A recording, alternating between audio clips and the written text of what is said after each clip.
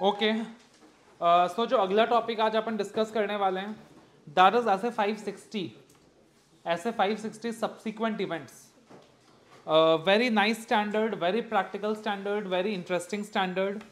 ऐसे 560 that is subsequent events. ठीक है, तो please pay attention, please concentrate everyone, please repeat everything with me.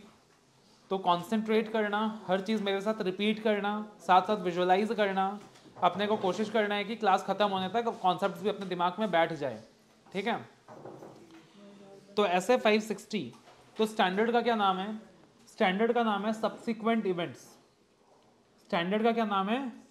Subsequent events. ठीक है, सब्सिक्वेंट इवेंट्स मतलब सारे स्टैंडर्ड्स के ऐसे ही नाम होने चाहिए. 560 सब्सिक्वेंट इवेंट्स, ऐसे 230 ऑडिट डॉक्यूमेंटेशन, है ना, 500 ऑडिट एविडेंस.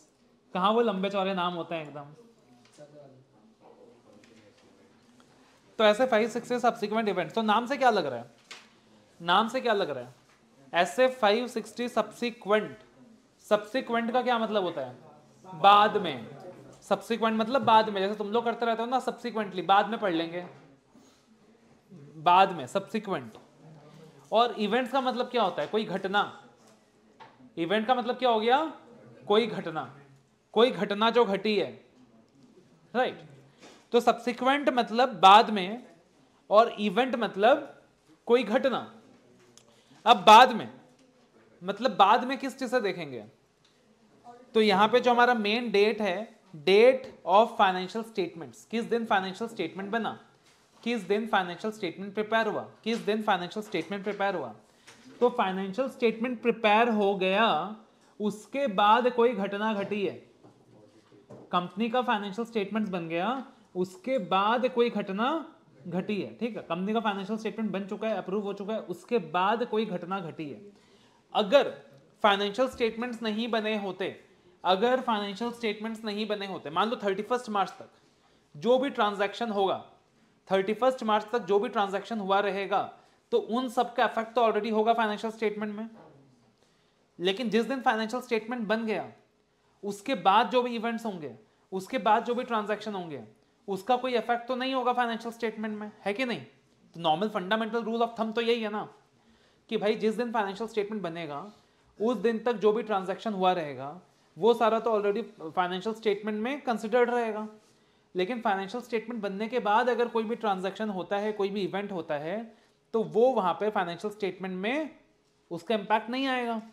ठीक है, मगर कुछ ऐसे इवेंट्स हो सकते हैं, कुछ ऐसी घटनाएं हो सकती है जो घटी तो है फाइनेंशियल स्टेटमेंट के डेट के बाद, ऑकर तो हुई है फाइनेंशियल स्टेटमेंट के डेट के बाद, ऑकर तो हुई है फाइनेंशियल स्टेटमेंट के डेट के बाद, मगर वो घटना एक्चुअल में पिछले साल का है, पिछले साल से रेलिवेंट है. वो घटना एक्चुअल में पिछले साल का है, पिछले साल से रेलिवेंट है. ठीक है, और हो सकता है उन घटनाओं को, उन इवेंट्स को फाइनेंशियल स्टेटमेंट में एडजस्ट करने की रिक्वायरमेंट हो, उन घटनाओं को, उन इवेंट्स को फाइनेंशियल स्टेटमेंट्स में एडजस्ट करने की रिक्वायरमेंट हो, उसका इफेक्ट फाइनेंशियल स्टेटमेंट्स में दिखाने की रिक्वायरमेंट हो सकता है फाइनेंशियल स्टेटमेंट को दोबारा से रिवाइज करने की रिक्वायरमेंट हो. ठीक है, हो सकता है फाइनेंशियल स्टेटमेंट्स को दोबारा से रिवाइज करने की रिक्वायरमेंट हो. तो सब्सिक्वेंट इवेंट का मतलब क्या होता है? सब्सिक्वेंट इवेंट का मतलब होता है कोई ऐसा इवेंट जो फाइनेंशियल स्टेटमेंट बनने के बाद हुआ है, कोई ऐसा इवेंट जो फाइनेंशियल स्टेटमेंट बनने के बाद हुआ है, कोई ऐसा इवेंट जो फाइनेंशियल स्टेटमेंट बनने के बाद हुआ है, वो होता है subsequent event. That has awkward after the financial statement is prepared, after the financial statement is prepared, इसलिए उसका नाम दिया गया सब्सिक्वेंट इवेंट. ठीक है, अब यहां पे जो फाइनेंशियल रिपोर्टिंग फ्रेमवर्क है, अब इस रिगार्ड में फाइनेंशियल रिपोर्टिंग फ्रेमवर्क के अंदर आता है हमारा अकाउंटिंग स्टैंडर्ड 4, या फिर अगर इंड एएस एप्लीकेबल कंपनी है तो इंड एएस 10, अकाउंटिंग स्टैंडर्ड 4 या फिर इंड एएस 10, जो ये बताता है कि ऐसे कौन से इवेंट्स हैं, ऐसी कौन सी घटनाएं हैं जो बैलेंस शीट डेट के बाद घटी हैं, मगर वो एडजस्ट होंगी फाइनेंशियल स्टेटमेंट्स में, मगर वो एडजस्ट होंगी फाइनेंशियल स्टेटमेंट्स में. ठीक है, तो AS4 अकाउंटिंग स्टैंडर्ड 4 इवेंट्स को दो पार्ट में कैटेगराइज करता है, एक एडजस्टिंग इवेंट्स एक नॉन एडजस्टिंग इवेंट्स, ठीक है, एक एडजस्टिंग इवेंट्स, एक नॉन एडजस्टिंग इवेंट्स। अभी दोबारा से देखेंगे, रिकैप लेंगे कि AS4 में क्या था। अब एज ए ऑडिटर मुझे क्या देखना है, एज ए ऑडिटर मुझे क्या देखना है कि भैया अगर ऐसी कोई घटना घटी है, एज ए ऑडिटर मुझे क्या देखना है कि अगर ऐसी कोई घटना घटी है जो फाइनेंशियल स्टेटमेंट के डेट के बाद घटी है, तो as per accounting standard 4, as per accounting standard 4 वो इवेंट एडजस्ट होना चाहिए या नहीं होना चाहिए, वो इवेंट एडजस्ट होना चाहिए या नहीं होना चाहिए। अगर एडजस्ट होनी चाहिए तो क्या मैनेजमेंट ने उस इवेंट को एडजस्ट किया है या नहीं किया। अगर इवेंट एडजस्ट होनी चाहिए तो क्या मैनेजमेंट ने उस इवेंट को एडजस्ट किया है कि नहीं किया है। तो मैं इंश्योर करूंगा compliance of FRF as a auditor. दूसरी चीज मेरे को देखनी होगी, अब उस इवेंट की होने की वजह से, उस इवेंट के होने की वजह से, फाइनेंशियल स्टेटमेंट के रिवाइज होने की वजह से क्या मुझे अपना ऑडिट रिपोर्ट भी दोबारा से रिवाइज करना पड़ जाएगा। क्या देखेगा वो, क्या मुझे अपना ऑडिट रिपोर्ट भी दोबारा से रिवाइज करना पड़ जाएगा। तो लॉजिकली सोचो कि ऑडिटर यहाँ पे क्या देख रहा है, ऑडिटर यहाँ पे ये देख रहा है कि भैया वो जो इवेंट है जो फाइनेंशियल स्टेटमेंट के डेट के बाद हुई है, तो पहले तो उसको ये देखना है कि as per the requirement of the financial reporting framework, यानी as per the requirement of AS4 और इन AS10, तो वो क्या देखेगा कि वो इवेंट एडजस्ट होनी चाहिए कि नहीं, वो इवेंट एडजस्ट हुई कि नहीं। दूसरी चीज वो क्या देखेगा कि उसकी वजह से क्या उसे अपनी रिपोर्ट भी रिवाइज करने की जरूरत है क्या, उसकी वजह से क्या उसको अपने रिपोर्ट भी रिवाइज करने की नीड है कि नहीं। अब ये जो सेकंड सिनेरियो है कि उसको रिपोर्ट रिवाइज करने की जरूरत है क्या, रिपोर्ट रिवाइज करने की नीड है कि नहीं, ये किस बात पे डिपेंड करेगा, लॉजिकली सोचना, ये इस बात पे डिपेंड करेगा कि ये जो इवेंट है जो फाइनेंशियल डेटमेंट के बाद, फाइनेंशियल डेट के बाद अराइज हुई है, वो उसके रिपोर्ट बनने से पहले अराइज हुई या उसके रिपोर्ट बनने के बाद अराइज हुई। लॉजिकली स्पीकिंग मैंने अभी तक रिपोर्ट नहीं बनाया है और मेरे रिपोर्ट बनाने से पहले मुझे उस इवेंट का पता चल गया, ठीक है, तो इन दैट पार्टिकुलर सिनेरियो तो कोई टेंशन की बात ही नहीं है। तो मेरे को तो खाली इतना देखना रहेगा कि फाइनेंशियल स्टेटमेंट में एडजस्टमेंट हुआ कि नहीं as per the FRF, but report को तो रिवाइज करने की नीड ही नहीं आएगी क्योंकि मैंने तो अभी तक रिपोर्ट बनाया ही नहीं है, मैं तो अभी रिपोर्ट फाइनलाइज कर ही रहा था, है कि नहीं। लेकिन अगर मान लो मैं रिपोर्ट भी बना चुका, मैं क्या कर चुका, रिपोर्ट भी बना चुका, और अब जाके मुझे किसी ऐसी इवेंट का पता चला है, तो इन दैट सिचुएशन तो मेरे ऊपर डुअल रिपोर्टिंग लगेगा। पहला रिक्वायरमेंट क्या लगेगा कि मुझे ये चेक करना है कि एडजस्टमेंट FRF के हिसाब से फाइनेंशियल स्टेटमेंट में एडजस्ट हुआ कि नहीं हुआ, और दूसरा मुझे ये देखना रहेगा कि भाई, दूसरा मुझे अपना रिपोर्ट भी रिवाइज करना रहेगा, दूसरा मुझे ये भी क्या क्या करना पड़ेगा, रिपोर्ट भी रिवाइज करना रहेगा, ठीक है। तो ये चीज लॉजिकली समझ में आ रहा है। तो सब्सिक्वेंट इवेंट का मतलब क्या है, सब्सिक्वेंट इवेंट का मतलब क्या है, अगर आप देखोगे स्टैंडर्ड का जो डेफिनेशन है,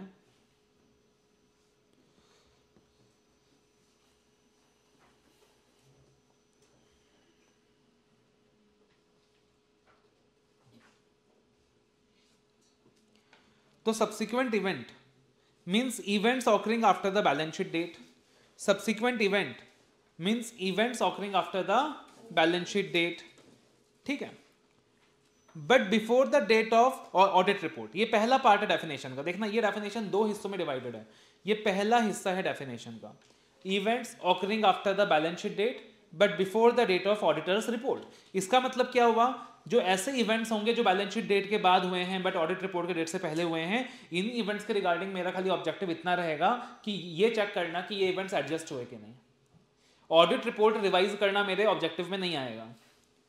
अब देखना second part of definition, and includes the facts, and includes the facts that have become known to the auditor after the date of auditor's report.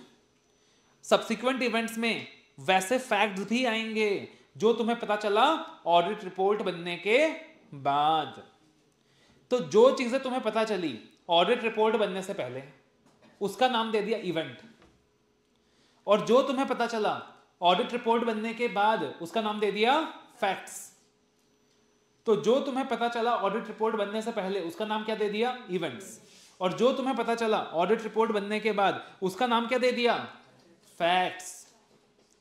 तो सब्सिक्वेंट इवेंट में दो चीजें आती हैं, एक इवेंट आता है और एक फैक्ट आता है, एक इवेंट आता है, एक फैक्ट आता है। इवेंट कौन सा? जो बैलेंस शीट डेट के बाद अराइज हुआ है और ऑडिट रिपोर्ट के डेट से पहले।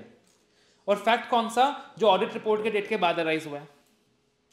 अब लॉजिकली स्पीकिंग, अगर इवेंट अराइज हुआ है मतलब बैलेंस शीट डेट के बाद ऑडिट रिपोर्ट से पहले, तो तुम्हारा जो ऑब्जेक्टिव होगा वो सिर्फ इस बात का एविडेंस होगा, वो इस बात का एविडेंस लेना होगा कि क्या उस इवेंट को एडजस्ट किया गया है in the financial statement as per the requirement of financial reporting framework.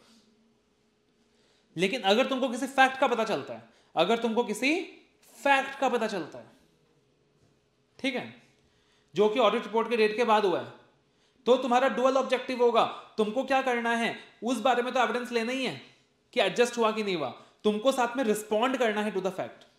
अब तुमको यह सोचना है कि यदि इस फैक्ट का मुझे पहले पता चल गया होता, यदि इस फैक्ट का मुझे पहले पता चल गया होता, तो क्या मैंने डिफरेंट ऑडिट रिपोर्ट इश्यू करा होता?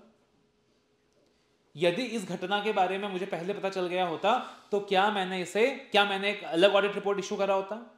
अगर हां, तो आपको क्या करना पड़ेगा? ऑडिट रिपोर्ट को फिर से रिवाइज करना पड़ेगा। समझ रहे हो? इतना क्लियर है? तो डेफिनेशन में दो चीजें निकल के आती है, एक इवेंट और एक फैक्ट। तो देखना objectives of the auditor: obtain sufficient appropriate audit evidence whether events occurring between the date of financial statement and the date of auditor's report that requires adjustment or disclosure in the financial statements are appropriately reflected in those financial statements. और दूसरा, respond appropriately to the facts that have become known to the auditor after the date of auditor's report, that had they been known to the auditor at that date may have caused the auditor to amend the report. यदि मुझे उस fact का, यदि मुझे उस event का नहीं, यदि मुझे उस फैक्ट का पहले पता चल गया होता, तो शायद मैंने रिपोर्ट कुछ और इशू करी होती, ठीक है। तो छोटी छोटी चीजें हैं जिसका अपने को ध्यान देना पड़ता है यहां पे। तो देखना, अगर हम लोग बात करें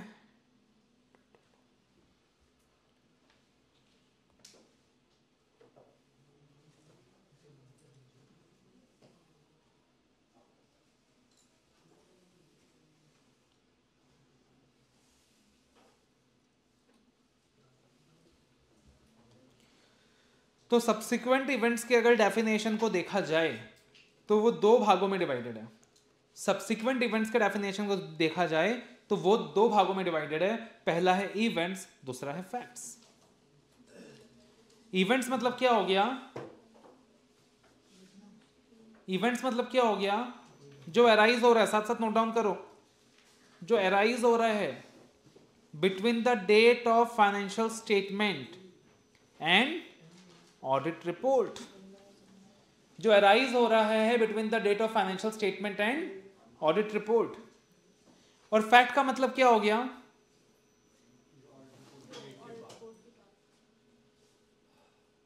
कम्स टू ऑडिटर्स नॉलेज। हो सकता है घटना तो पहले ही अराइज हो गई हो, ऐसा ये जरूरी नहीं है कि ऑडिट रिपोर्ट बनने के बाद ही वो घटना घटा है, बट ऑडिटर को पता चला ऑडिट रिपोर्ट बनने के बाद।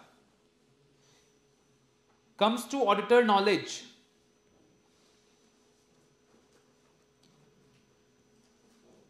after date of audit report, comes to auditor's knowledge after date of auditor's report. अब अगर इवेंट की बात करें जो अराइज हुआ है between the date of financial statement and audit report, तो ऑडिटर ने क्या करना है? Obtain audit evidence. Obtain audit evidence. Evidence किस बात का? whether such events are adjusted appropriately, whether such events are adjusted appropriately in the financial statements as per FRF, as per the requirement of financial reporting framework.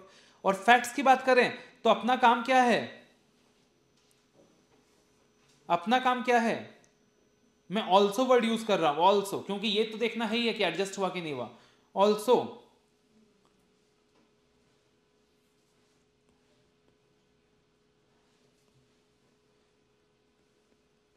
determine whether audit report needs to be revised. Determine whether audit report needs to be revised. वहां language क्या use किया हुआ है? Had the auditor would have non about the fact before, तो क्या उसने एक अलग ओपिनियन इशू करा होता? अगर हाँ तो वो क्या करेगा? ऑडिट रिपोर्ट को रिवाइज करेगा। इतना एकदम क्लियर हो गया? यस, ठीक है।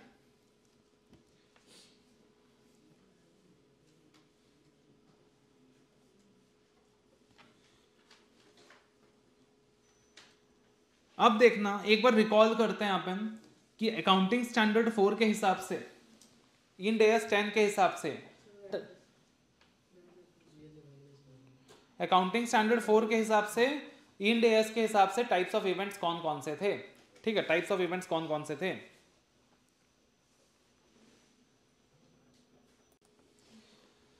अब देखिएगा टाइप्स ऑफ इवेंट्स AS 4 के हिसाब से या इंड AS 10 के हिसाब से हमारे टाइप्स ऑफ इवेंट्स कौन कौन से हैं, कौन कौन से इवेंट्स हैं? एक है एडजस्टिंग इवेंट्स, एक है नॉन एडजस्टिंग इवेंट्स। आप सबने AS 4 किया हुआ है तो फट से रिवाइज कर रहे हैं बस, ठीक है, थोड़ा यहाँ पे फास्ट जा रहा हूँ। तो याद करना, एडजस्टिंग इवेंट्स में दो, एडजस्टिंग इवेंट का मतलब क्या था? एडजस्टिंग इवेंट का मतलब था contingency of such event was existing on the balance sheet date, कि उस इवेंट के होने की संभावना बैलेंस शीट डेट में पहले से थी, पहले से उस चीज का कॉन्टिंजेंसी बनाया हुआ था, क्रिएट किया हुआ था, प्रोविजन वगैरह क्रिएट किया हुआ था एज पर AS 29, प्रोविजन वगैरह क्रिएट किया हुआ था AS 29 के हिसाब से। और नॉन एडजस्टिंग इवेंट्स का मतलब क्या हो गया? कि उस इवेंट होने का पहले से कोई कॉन्टिंजेंसी नहीं था। मान लो कि लैडर से एक हमारे भाई साहब बेड डेप्ट, एक हमारे डेटर बेड डेप्ट हो गए बैलेंस शीट डेट के बाद, अचानक से पता चला कि बेड डेप्ट हो गए, तो भैया कोई इंडिकेशन तो पहले से होगा, कोई इंडिकेशन तो पहले से होगा कि डेटर बेड डेप्ट हुआ, उसका फाइनेंशियल पोजीशन खराब है, ये वो प्रोविजन फॉर डाउटफुल डेब्ट्स वगैरह तो बनाया रहेगा। तो मतलब उसका बेड डेप्ट होने का संभावना पहले से था, कॉन्टिंजेंसी पहले से था, वो क्या हो गया? Adjusting event. मान लो कंपनी से पता चला कि फाइनेंशियल स्टेटमेंट डेट के बाद कंपनी एक केस हार गई, लिटिगेशन हार गई, तो इसका मतलब लिटिगेशन का तो संभावना, हारने का संभावना पहले से होगा क्योंकि केस तो पहले से चल रहा होगा, तो इसका मतलब वो एक एडजस्टिंग इवेंट होगा। मान लो लेटस से ऑर्गेनाइजेशन में आग लग गई, फाइनेंशियल स्टेटमेंट 31 मार्च को बना, मई में एक भयानक सा आग लग गया। अब आग लगा तो आग लगने का संभावना पहले से था क्या? नहीं। किसने बोला? हाँ, राइट। तो आग लगने का संभावना पहले से नहीं था, पहले का संभावना तभी था अगर आप कंपनी के डायरेक्टर थे, आपने प्लानिंग किया हुआ था कि हाँ भाई कंपनी में आग लगानी है। आग लगने का संभावना तो पहले से था नहीं। या कंपनी में कोई चोरी हो गई, थेफ्ट हो गया, तो उसका पॉसिबिलिटी पहले से था क्या? कॉन्टिंजेंसी पहले से था क्या? नहीं था। कोई अर्थक्वेक आ गया तो उसका कॉन्टिंजेंसी पहले से था क्या? नहीं था। ठीक है, तो वो होता है नॉन एडजस्टिंग इवेंट। लेकिन इस कंडीशन का एक एक्सेप्शन होता है। एक्सेप्शन क्या होता है कि मान लो कोई नॉन एडजस्टिंग इवेंट है, मतलब जिसका कॉन्टिंजेंसी बैलेंस शीट डेट में एग्जिस्ट नहीं करता, मगर वो इवेंट इतना मटेरियल है कि वो सीधा सीधी गोइंग कंसर्न एजम्पशन को हिट कर रहा है। क्या कर रहा है? गोइंग कंसर्न एजम्पशन को हिट कर रहा है। वो ऐसा इवेंट है कि उसके होने की वजह से, होने की वजह से गोइंग कंसर्न एजम्पशन वायलेट हो रहा है, कंपनी का गोइंग कंसर्न खतरे में आ रहा है। फॉर एग्जाम्पल, जो आग लगी वो इतनी भयानक थी कि कंपनी का पूरा फैक्ट्री जल के राख हो गया। ठीक है, या मान लो लेटर से गवर्नमेंट पॉलिसी में कोई चेंज आ गया, अब वो ऐसा चेंज आया कि company might have to close down the factory. तो अब ये जो इवेंट हुआ है इसका कॉन्टिंजेंसी तो बैलेंस शीट डेट से पहले एग्जिस्ट नहीं करता था, बट वो इवेंट इतना भयानक है, इतना मटेरियल है कि उसकी वजह से कंपनी जो going concern assumption of accounting follow कर रहा है ना अपने बुक्स में AS 1 के हिसाब से, वो going concern assumption of accounting inappropriate हो जाएगा, कंपनी का गोइंग कंसर्न खतरे में हो जाएगा। अब तुम सोच के देखो, मैं बोलूंगा नहीं नहीं नहीं नहीं कॉन्टिंजेंसी एग्जिस्ट नहीं कर रहा, हम एडजस्ट नहीं करेंगे, अगले साल एडजस्ट करेंगे। अरे भैया तुमको नहीं पता अगले साल तक कंपनी चलेगा भी कि नहीं चलेगा, अभी एडजस्ट करो। तो एडजस्टिंग इवेंट्स में दो इवेंट्स आ जाते हैं। कौन से दो इवेंट आ जाते हैं? पहला, contingency existing on the balance sheet date, और दूसरा event affecting the substratum of the enterprise, going concern of the enterprise, जिसका टेक्निकल वर्ड होता है event affecting the substratum of the enterprise, going concern assumption of enterprise. यानी कि तुम बोल सकते हो इन अदर वर्ड्स कि ऐसा इवेंट जिसकी वजह से जो गोइंग कंसर्न एजम्पशन फॉलो कर रही है एंटिटी वो इनअप्रोप्रिएट हो जाए, मतलब जो अकाउंटिंग पॉलिसी एंटिटी फॉलो कर रही है गोइंग कंसर्न का वो क्या हो जाए? इनअप्रोप्रिएट हो जाए। और नॉन एडजस्टिंग इवेंट का मतलब क्या हो गया? Contingency not existing on the balance sheet date. ठीक है जी। अब देखना, एक सिनारियो लेते हैं। मान लो 31 March is the date of financial statement. ये टाइमलाइन बनाओ साथ साथ। 31 मार्च is the date of financial statement. Everyone prepare this timeline. 31st March is the date of financial statement. ये financial statement कब बना? 31st मार्च को बना। 31st मार्च कब बना? 31st मार्च को बना। और मान लो 30 जून को हमने ऑडिट रिपोर्ट बनाया। 30 जून को ऑडिट रिपोर्ट हमने बनाया। अब तुम एक चीज मुझे बताना, ये जो भी घटनाएं होंगी जो 31 मार्च से 30 जून के बीच घटेंगी, इसको क्या वर्ड दिया? इवेंट। इसको क्या वर्ड दिया? इवेंट्स। यहां पे हम उन फैक्ट्स की बात नहीं कर रहे जो ऑडिटर को रिपोर्ट के बाद पता चला, हम इवेंट्स की बात कर रहे हैं, सिंपल इवेंट्स की बात कर रहे हैं कि 31 मार्च से 30 जून के बीच जो भी घटनाएं घटी, जो भी इवेंट्स हुए, ठीक है, जो कहीं ना कहीं लास्ट ईयर से रिलेटेड है। हम उन इवेंट्स की बात कर रहे हैं जो कहीं ना कहीं लास्ट ईयर से रिलेटेड है, ठीक है। तो पार्टिकुलरली ये जो दो डेट्स हैं इनको मैंने ब्लैक कलर में डिनोट किया है, और ये जो इवेंट्स हैं अकॉर्डिंगली इनको मैंने डिफरेंट कलर में डिनोट किया है। अब यहां पे मैंने टाइमलाइन में 3 इवेंट्स का एग्जांपल लिया है। 3 इवेंट्स का, पहला वो इवेंट जो 15 अप्रैल, वो इवेंट जो 15 अप्रैल को हुआ। दूसरा इवेंट जो 30 अप्रैल को हुआ। तीसरा इवेंट जो 5 मई को हुआ। तब 15 अप्रैल को अचानक से क्या हुआ, मतलब कहते हैं ना कि कंपनी के जीवन में वो दुखों का पहाड़ आ गया। 15 अप्रैल को अचानक से क्या हुआ कि कंपनी के एक डेटर बैंकरप्ट हो गए। फिर 30 अप्रैल को क्या हुआ कि कंपनी एक कोर्ट केस हार गई। फिर 5 मई को क्या हुआ, एक फायर इंसिडेंट हो गया फैक्ट्री में, ठीक है। तो इवेंट 1, इवेंट 2, इवेंट 3। अब तुम बताओ कौन सा एडजस्टिंग इवेंट है, कौन सा नॉन एडजस्टिंग इवेंट है? जो इवेंट 1 है वो क्या है? Adjusting event.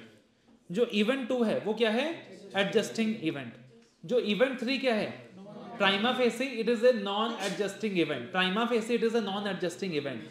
But if the fire, if the magnitude of the fire is so large, अब थोड़ा सा तुमको भारी भरकम वर्ड यूज करना होता है। मान लो यही क्वेश्चन आया, एक तो तुम आया कि if the fire is major and affecting the major of company, मतलब इस तरीके से लिखोगे तुम।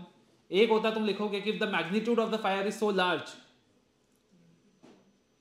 that it might affect the substratum of the enterprise,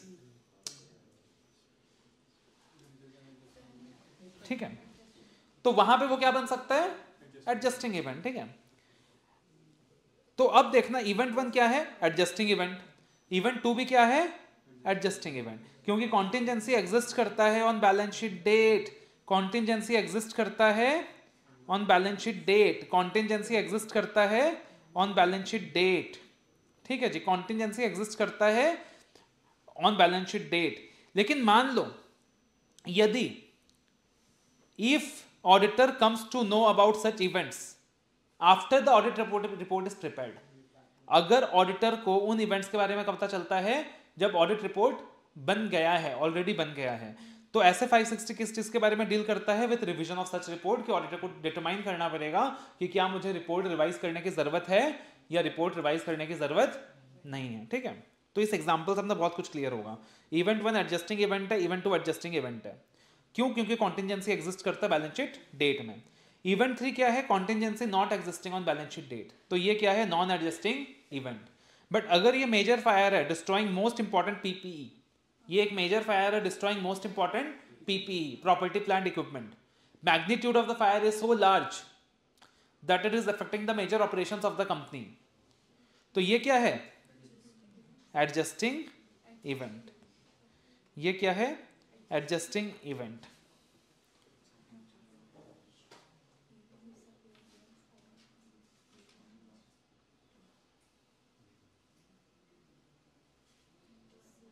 and अगर ऑडिटर को इन इवेंट्स के बारे में पता चलेगा after the audit report is prepared, तो यहां पे क्या लग जाएगा? मतलब यहां पे आप क्या सोचोगे कि आप ये भी सोचोगे कि भैया मेरे को ऑडिट रिपोर्ट रिवाइज करने की जरूरत है कि नहीं है। तब आगे प्रोसीजर दिया हुआ है कि तुम मैनेजमेंट से बात करोगे कि भैया अपने को रिपोर्ट रिवाइज करने की नीड है, अपने को रिवाइज रिपोर्ट इशू करना है, तो वो सारा तुम बातचीत वगैरह करोगे, ठीक है।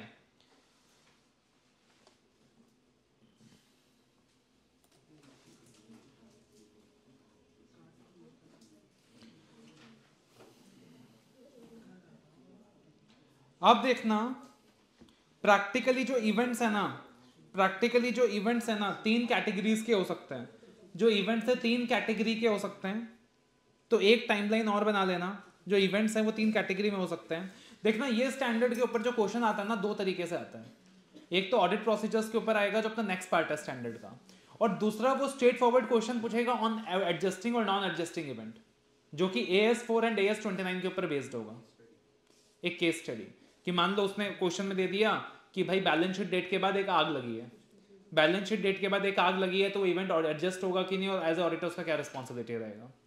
बैलेंस शीट डेट के बाद कंपनी केस हार गई तो एज ए ऑडिटर उसका क्या रिस्पॉन्सिबिलिटी रहेगा। तो मान लो क्वेश्चन में पूछा कि बैलेंस शीट डेट के बाद आग लगी है, तब तो तुम पार्टिकुलरली AS4 और 560 के अकॉर्डिंग आंसर कर दोगे।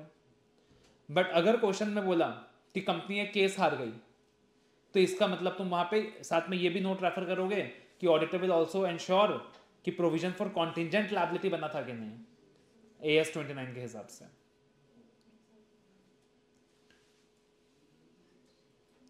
ठीक है, तो देखना तीन प्रकार के इवेंट्स होते हैं।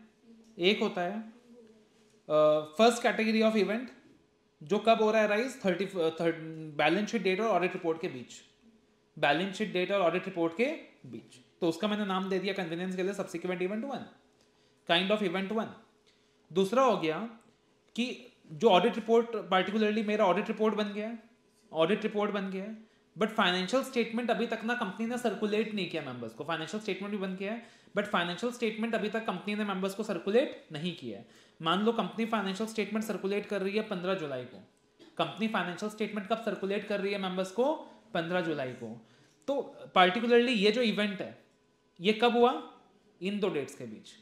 मेरा रिपोर्ट बन गया बट फाइनेंशियल स्टेटमेंट अभी तक मेंबर्स को सर्कुलेट नहीं किया गया। मेरा रिपोर्ट बन गया but financial statement particularly company ने अभी तक मेंबर्स को सर्कुलेट नहीं किया है। ठीक है, और थर्ड कैटेगरी कि फाइनेंशियल स्टेटमेंट सर्कुलेट हो गया है, फाइनेंशियल स्टेटमेंट सर्कुलेट हो गया है लेकिन अभी तक AGM में अप्रूव नहीं हुआ है।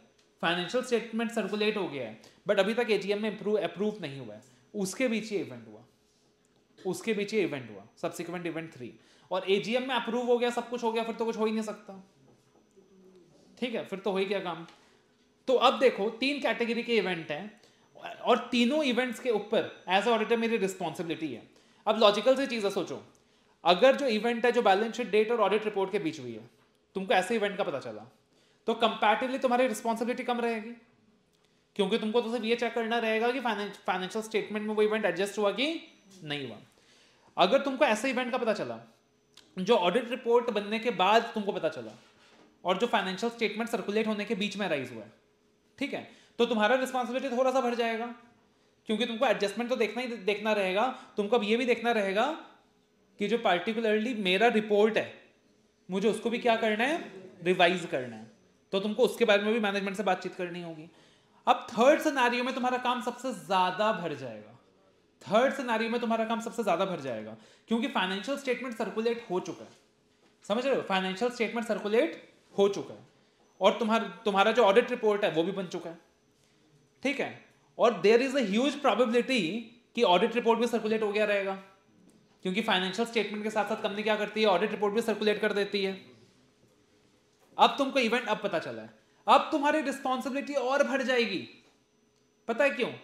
अब तुमको एडजस्टमेंट तो इंश्योर करना है, रिपोर्ट का रिवीजन भी इंश्योर करना है, बट तुमको एक चीज का और ध्यान रखना है, मैनेजमेंट से बात करके लॉजिकली सोचो कि भैया आप मेंबर्स को इन्फॉर्म करो कि ये जो फाइनेंशियल स्टेटमेंट सर्कुलेट हुआ है, ये जो रिपोर्ट सर्कुलेट हुआ है, ये रिलायबल नहीं है, आप इस पर भरोसा मत करना, हम दूसरी कॉपीज ऑफ फाइनेंशियल स्टेटमेंट आपको सर्कुलेट करेंगे, हम दूसरी कॉपीज ऑफ ऑडिट रिपोर्ट आपको सर्कुलेट करेंगे, आप इस पर भरोसा मत करो, आप इस पर रिलायंस मत करो, वो भी इन्फॉर्म करना हमारी जिम्मेदारी हो जाएगी। समझ रहे हो?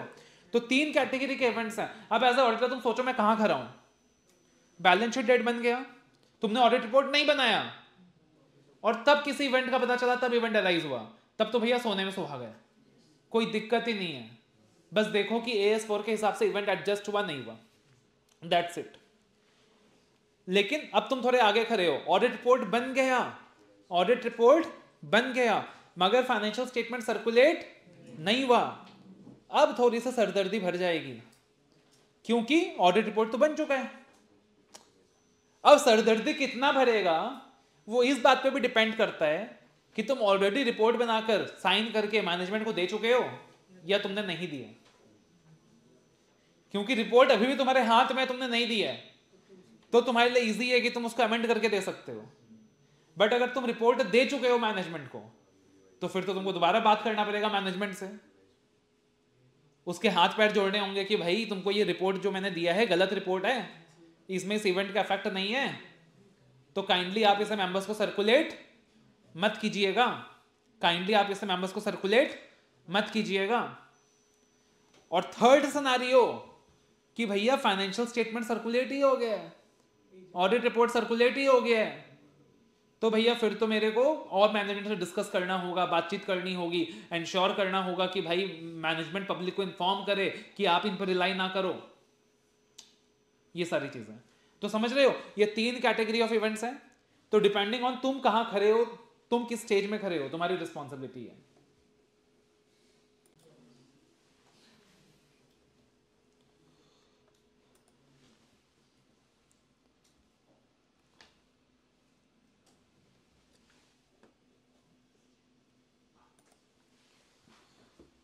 ठीक है, अब देखना यहां एक और टाइमलाइन है, साथ साथ इस टाइमलाइन को ड्रॉ करो, बहुत इंपॉर्टेंट टाइमलाइन है। पूरा स्टैंडर्ड का 90% स्टैंडर्ड यहीं खत्म हो जाएगा, ये टाइमलाइन क्लियर हो गया। तो अब हम 3 तरीके के सब्सिक्वेंट इवेंट्स को समझने की कोशिश कर रहे हैं, 3 प्रकार के सब्सिक्वेंट इवेंट्स जो हो सकते हैं।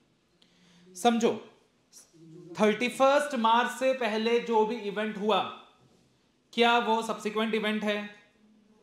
नहीं है, तो वो तो सब्सिक्वेंट इवेंट है ही नहीं।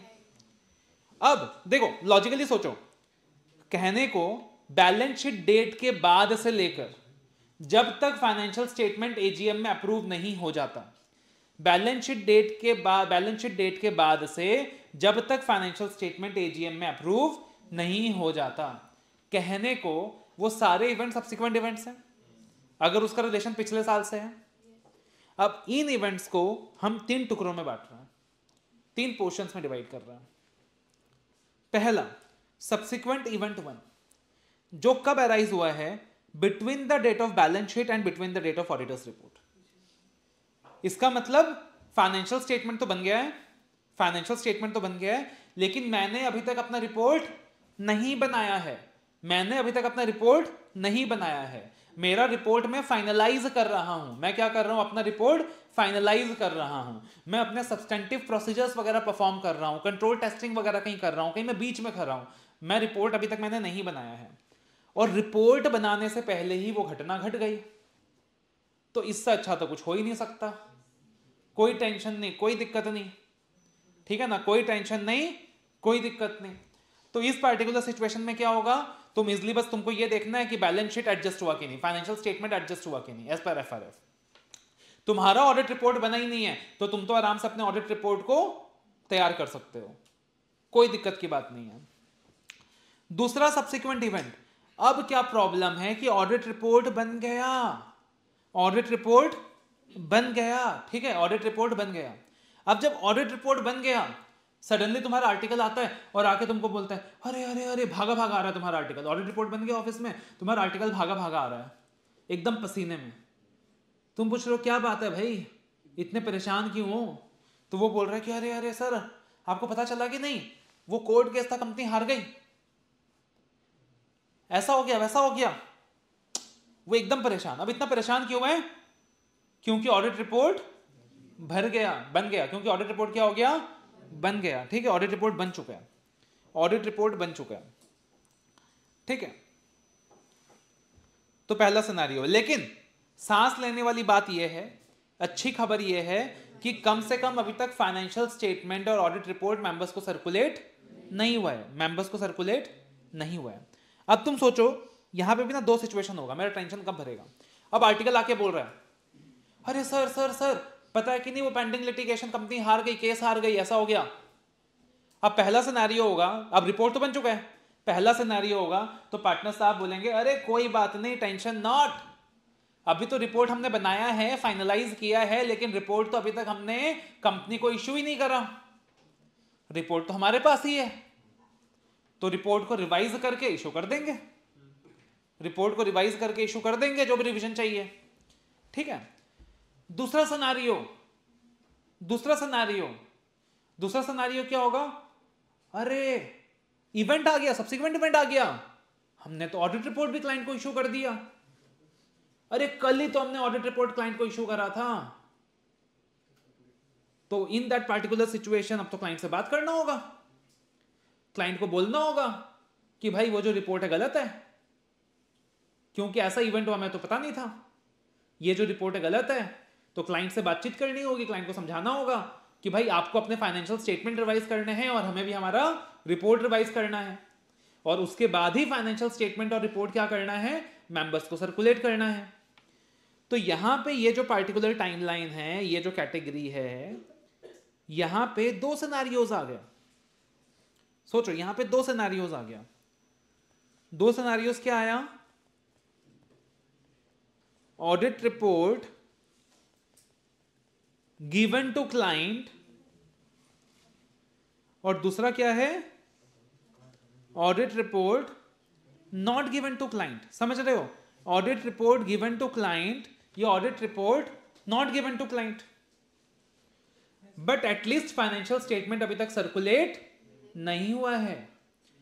अब थर्ड सिनेरियो कि भाई तुमने ऑडिट रिपोर्ट बना दिया, क्लाइंट को दे दिया, क्लाइंट ने भी फाइनेंशियल स्टेटमेंट सर्कुलेट कर दिए मेंबर्स को, और फाइनेंशियल स्टेटमेंट के साथ साथ ऑडिट रिपोर्ट भी सर्कुलेट होता है, ऐसा तुमने पढ़ा है लॉ में। तो क्लाइंट ने फाइनेंशियल स्टेटमेंट के साथ साथ ऑडिट रिपोर्ट भी सर्कुलेट कर दिया। अब जब ऑलरेडी सर्कुलेशन हो चुका है, ऑलरेडी सर्कुलेट हो चुका है, उसके बाद क्लाइंट, उसके बाद आर्टिकल भागा आया। इस बार तो आर्टिकल एकदम रॉकेट स्पीड में आ रहा है भाई, इस बार तो पसीना वगैरह सब छूट चुके हैं, आंखों से आंसू आ रहे हैं उसके। अब पूछ रहा है कि क्या हुआ?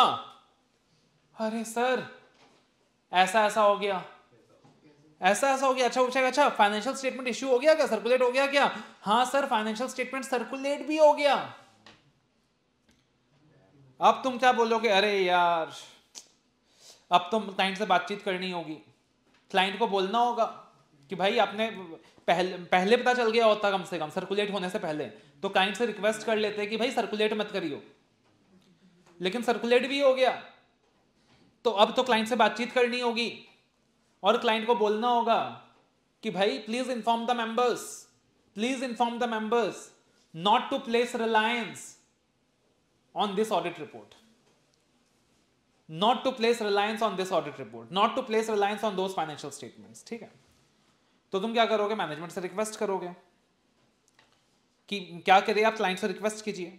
अब लॉजिकली सोचो, आगे हम डिस्कस करेंगे। अब यहाँ पे दो बातें होंगी, लॉजिकली सोचो, अभी जो भी समझ में आ रहा है ठीक है, आगे हम दोबारा से देखेंगे। अब लॉजिकली सोचो, यहाँ पे दो बातें होंगी थर्ड सिनेरियो में, थर्ड सब्सिक्वेंट इवेंट में, कि तुमने क्लाइंट से रिक्वेस्ट किया कि अरे सब फाइनेंशियल स्टेटमेंट तो सर्कुलेट हो गया, बहुत दिक्कत हो गई, आप प्लीज क्लाइंट मेंबर्स को इन्फॉर्म करो कि भाई they should not rely on the financial statement, they should not rely on the audit report. अब फिर से वो दो सिचुएशन होगा, या तो क्लाइंट तुम्हारा बात मान जाएगा, ओके ऑडिटर साहब ऐसा हुआ, अभी इन्फॉर्म करते हैं, चलो बहुत अच्छी बात है, बहुत भला क्लाइंट है, बहुत अच्छा क्लाइंट है। और दूसरा सिनेरियो, क्लाइंट तुम्हारी बात नहीं मानेगा, क्लाइंट तुम्हारी बात नहीं मानेगा, क्लाइंट तुम्हारी बात नहीं मान रहा, तुम्हारे बोलने पर, तुम्हारे रिक्वेस्ट में करने पर भी मेंबर्स को इन्फॉर्म नहीं कर रहा। अब तुम क्या करोगे? अब तुम बेबस होकर अपने ऑफिस में बैठकर रोते रहोगे या तुम क्या करोगे? अब देखो यहां तुम्हारी जिम्मेदारी बढ़ जाती है, तुमको आउट ऑफ द बॉक्स जाकर कुछ करना पड़ेगा, तुमको आउट ऑफ द बॉक्स जाकर कुछ करना पड़ेगा। अरे तुम खाली रिजाइन करके चले जाओगे, कोई बोल रहा है रिजाइन कर देंगे सर, कोई बोल रहा है WR ले लेंगे। अरे भाई तुम WR ले लोगे, तुम रिजाइन करके चले जाओगे, लेकिन तुम तो ऑलरेडी रिपोर्ट साइन कर चुके हो, तुम्हारा साइन किया हुआ गलत रिपोर्ट मेंबर्स को मिलेगा, मेंबर्स उस पर रिलाई करेंगे, मेंबर्स उस पर भरोसा करेंगे, जो उनके साथ बहुत गलत होगा। तो यहां तुमको आउट ऑफ द बॉक्स जाकर एक चीज करनी चाहिए। अब तुमको क्या करना होगा? तुम बोलोगे मैनेजमेंट कोई बात नहीं, तुम इन्फॉर्म नहीं कर रहे हो तो हम इन्फॉर्म करेंगे। अब ऑडिटर क्या बोलेगा? तुम इन्फॉर्म नहीं कर रहे हो मेंबर्स को तो हम इन्फॉर्म करेंगे। तो ऑडिटर आगे भर के खुद इन्फॉर्म करेगा, खुद न्यूज़पेपर एडवर्टाइजमेंट वगैरह दे देगा, खुद न्यूज़पेपर ऐड वगैरह दे देगा, वहां आगे भर के खुद इन्फॉर्म करेगा कि आप इन्फॉर्म नहीं कर रहे हो तो हम इन्फॉर्म करेंगे कि फाइनेंशियल स्टेटमेंट्स पे आप भरोसा मत कीजिएगा, ऑडिट रिपोर्ट पे आप भरोसा मत कीजिएगा, वो अनरिलायबल है। तो आगे भर के वहां मैं क्या करूंगा, खुद इन्फॉर्म करूंगा। तो मैनेजमेंट से रिक्वेस्ट करेंगे, भाई मैनेजमेंट बात नहीं मानता है, तो क्या करेंगे, हम खुद को एक्शन में लेना पड़ेगा। We don't have any other choice in that scenario. ठीक है, तो वहां पे खुद क्लाइंट को बोला, अब क्लाइंट ने कुछ नहीं किया तो फिर तलवार खुद लेना होगा अपने हाथ में, विल इन्फॉर्म। और इन्फॉर्म करने का वहां दो तरीका होता है कि या तो तुम न्यूज़पेपर में ऐड दे दो, या तो तुम न्यूज़पेपर में ऐड दे दो और बाद में जो भी खर्चा वगैरह लगा ऐड वगैरह का वो रिकवर कर लो क्लाइंट से। और दूसरा तरीका होता है कि तुम जनरल मीटिंग अटेंड करने का जो तुम्हारा हक है, जो तुम्हारा राइट है सेक्शन 146 ऑफ कंपनीज एक्ट में, उसको एक्सरसाइज करो, जनरल मीटिंग में जाओ, जनरल मीटिंग में क्लाइंट को बताओ, जनरल मीटिंग में सारे मेंबर्स को बताओ कि दिस इज अनरिलायबल। लेकिन तुम वहां पीछे नहीं हट सकते, तुमको पता है कि फाइनेंशियल स्टेटमेंट गलत है, तुमको पता है कि ऑडिट रिपोर्ट गलत है और वो गलत सर्कुलेट हो रहा है, तुम्हारा ऑडिट रिपोर्ट गलत सर्कुलेट हो रहा है जिसमें तुमने गलत साइन किया है, तो तुम वहां चुप नहीं बैठोगे। यू विल एंश्योर कि public don't place a Reliance. Clear है? तो यहां 3 प्रकार के इवेंट्स होते हैं, समझ आ रहे हो? तो पहला इवेंट है subsequent event, balance sheet date audit report के डेट में बीच में कोई टेंशन ही नहीं है। दूसरा, ऑडिट रिपोर्ट बन चुका, तो अगर तुमने ऑडिट रिपोर्ट अभी तक क्लाइंट को नहीं दिया, टेंशन थोड़ी कम है, ऑडिट रिपोर्ट क्लाइंट को दे दिया, टेंशन थोड़ी ज्यादा है। But at least financial statement circulate नहीं हुआ है तो लिमिटेड टेंशन है। और थर्ड सिनेरियो, मतलब भैया फाइनेंशियल स्टेटमेंट सर्कुलेट हो गया, ऑडिट रिपोर्ट सर्कुलेट हो गया, अब तो टेंशन ही टेंशन है। तो अब इसका सॉल्यूशन क्या है? मेंबर्स को बोलो कि भैया प्लीज इन्फॉर्म द कंपनी को, सॉरी मैनेजमेंट को बोलो please inform the members not to rely, और वो नहीं करती तो हम खुद इन्फॉर्म करेंगे। समझ रहे हो? तो ये 3 कैटेगरी ऑफ इवेंट्स हैं जिसको अपने को इस स्टैंडर्ड में डिस्कस करना है। और पूरे इस स्टैंडर्ड में तुमको पढ़ना क्या है? एक तो तुम सब्सिक्वेंट इवेंट्स को किस तरीके से आइडेंटिफाई करोगे, कैसे आइडेंटिफाई करोगे, कैसे रिस्क आइडेंटिफाई करोगे, और फिर जब तुमको इवेंट का पता चलता है तो तुम्हारी क्या रिस्पॉन्सिबिलिटी होंगी। क्लियर है? तो ये 3 सिचुएशंस अपने को देखना रहेगा, ये 3 सिचुएशंस अपने को देखना रहेगा।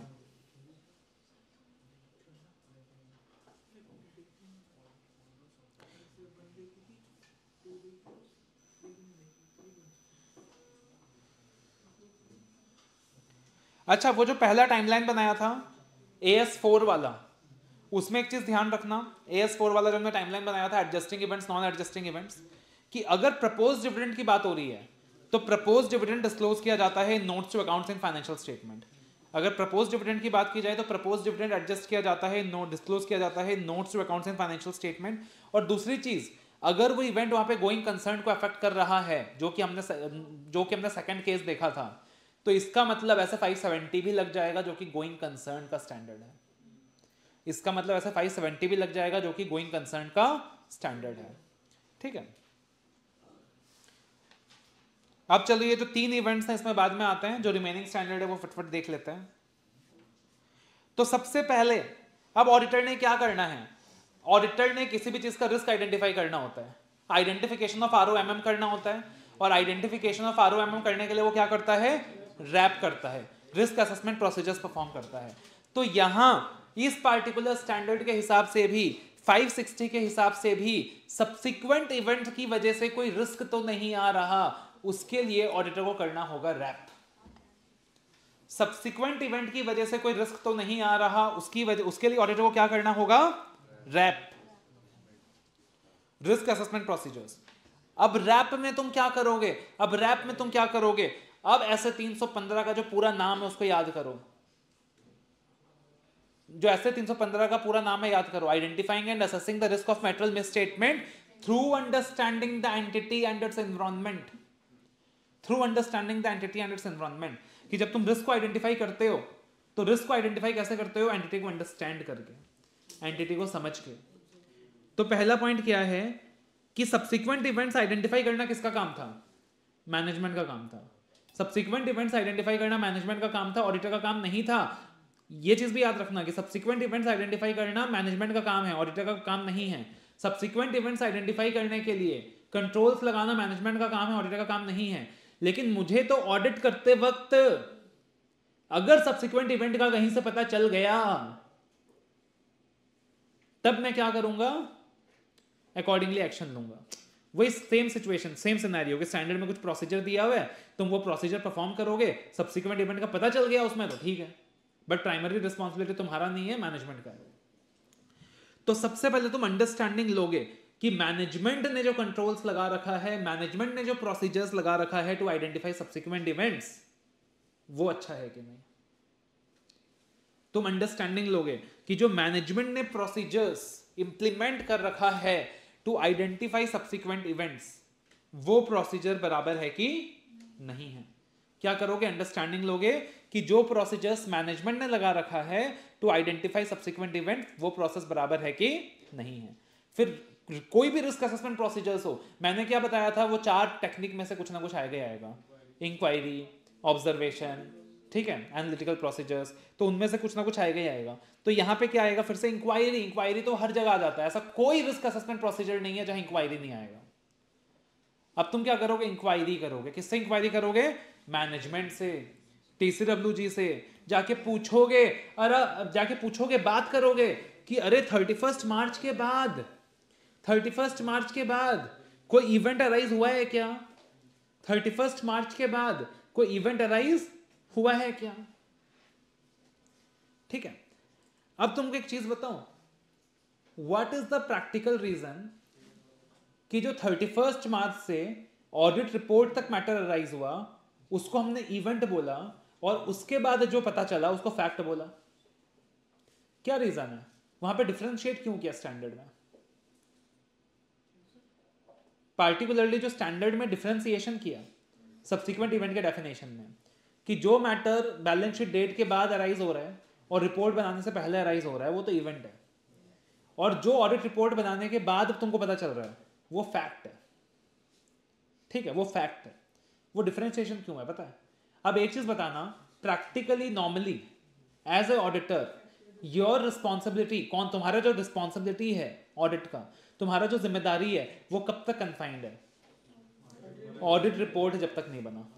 तुम्हारा जिम्मेदारी कब तक है, जब तक ऑडिट रिपोर्ट नहीं बना।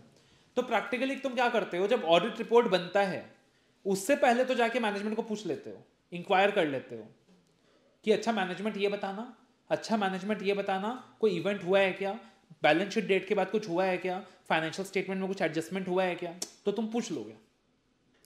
लेकिन प्रैक्टिकली तुम सोचो, तुमने रिपोर्ट बना दिया, बना के क्लाइंट को दे दिया, फाइनेंशियल स्टेटमेंट, अब वो तुम्हारा जो फाइनेंशियल स्टेटमेंट है और जो ऑडिट रिपोर्ट है अब वो सर्कुलेट होगा 2 महीने बाद, तो उसके बाद भी तुम 2 महीने तक चेकिंग करते रहोगे क्या, नहीं। प्रैक्टिकली तुम उसके बाद चेकिंग नहीं करोगे, तुम तो चेकिंग ऑडिट रिपोर्ट डेट तक ही करोगे। ऑडिट रिपोर्ट बनाने से पहले तुम पूछ भी लोगे, मैनेजमेंट से इंक्वायर भी कर लोगे, सब कुछ कर लोगे कि ठीक है भाई कोई इवेंट वगैरह है क्या। एक बार तुमने रिपोर्ट बना के क्लाइंट को दे दिया, उसके बाद थोड़ी तुम उस क्लाइंट में घुसे पड़े रहोगे, नहीं। लेकिन ऐसा हो सकता है कि तुमने रिपोर्ट दे दी है, बाय चांस तुमको पता चला किसी फैक्ट के बारे में, किसी मीडिया रिपोर्ट से पता चला, किसी न्यूज से पता चला, कोई करस्पॉन्डेंस से पता चला, कैसे भी पता चला कि ऐसा कोई इवेंट अराइज हुआ है, तो स्टैंडर्ड बोलता है कि तुम्हारी रिस्पॉन्सिबिलिटी खत्म नहीं होती है, तुमको तब भी एक्शन लेना है। बट प्राइमरी रिस्पॉन्सिबिलिटी कब है, ऑडिट रिपोर्ट तक, समझ रहे हो। तो मैं क्या करूंगा, इंक्वायर करूंगा मैनेजमेंट से, टीसीडब्ल्यूजी से कि सब्सिक्वेंट इवेंट ऑकर हुआ है क्या। एक और चीज बताऊं, तुम नॉर्मली इंक्वायर करोगे ना सब्सिक्वेंट इवेंट हुआ है क्या, नॉर्मली इंक्वायर करोगे मैनेजमेंट से सब्सिक्वेंट इवेंट हुआ है क्या, वो तुमको नहीं बता पाएगा। तुमको स्पेसिफिक इंक्वायरी करना होगा, तुमको क्या करना होगा, स्पेसिफिक इंक्वायरी करना होगा। फॉर एग्जाम्पल तुम स्पेसिफिक क्वेश्चन पूछो क्लाइंट से, तुम चेकलिस्ट बनाओ, तुम स्पेसिफिक क्वेश्चन पूछो, कोई आग लगा क्या, क्योंकि क्लाइंट को नहीं पता ये सब्सिक्वेंट इवेंट क्या होता है, कौन सा एडजस्टिंग इवेंट है, कौन सा नॉन एडजस्टिंग इवेंट है, क्लाइंट को नहीं पता। तो एक चेकलिस्ट बनाओ, उससे पूछो अच्छा कोई आग लगा क्या, अच्छा कोई चोरी भी क्या, अरे पिछले साल अपना जो मिश्रा जी का केस चल रहा था जो कस्टमर ने फाइल किया था उसका भी सुनवाई था कोर्ट में, उसमें क्या हुआ, अच्छा तुमने कुछ नया एक्विजिशन वगैरह किया है क्या, अच्छा आपका कुछ नया एक्विजिशन वगैरह का प्लानिंग है क्या, अच्छा आपका कोई आईपीओ वगैरह निकालने का प्लानिंग है क्या, अच्छा आपका कुछ बोरिंग फंड रेज करने का प्लानिंग है क्या।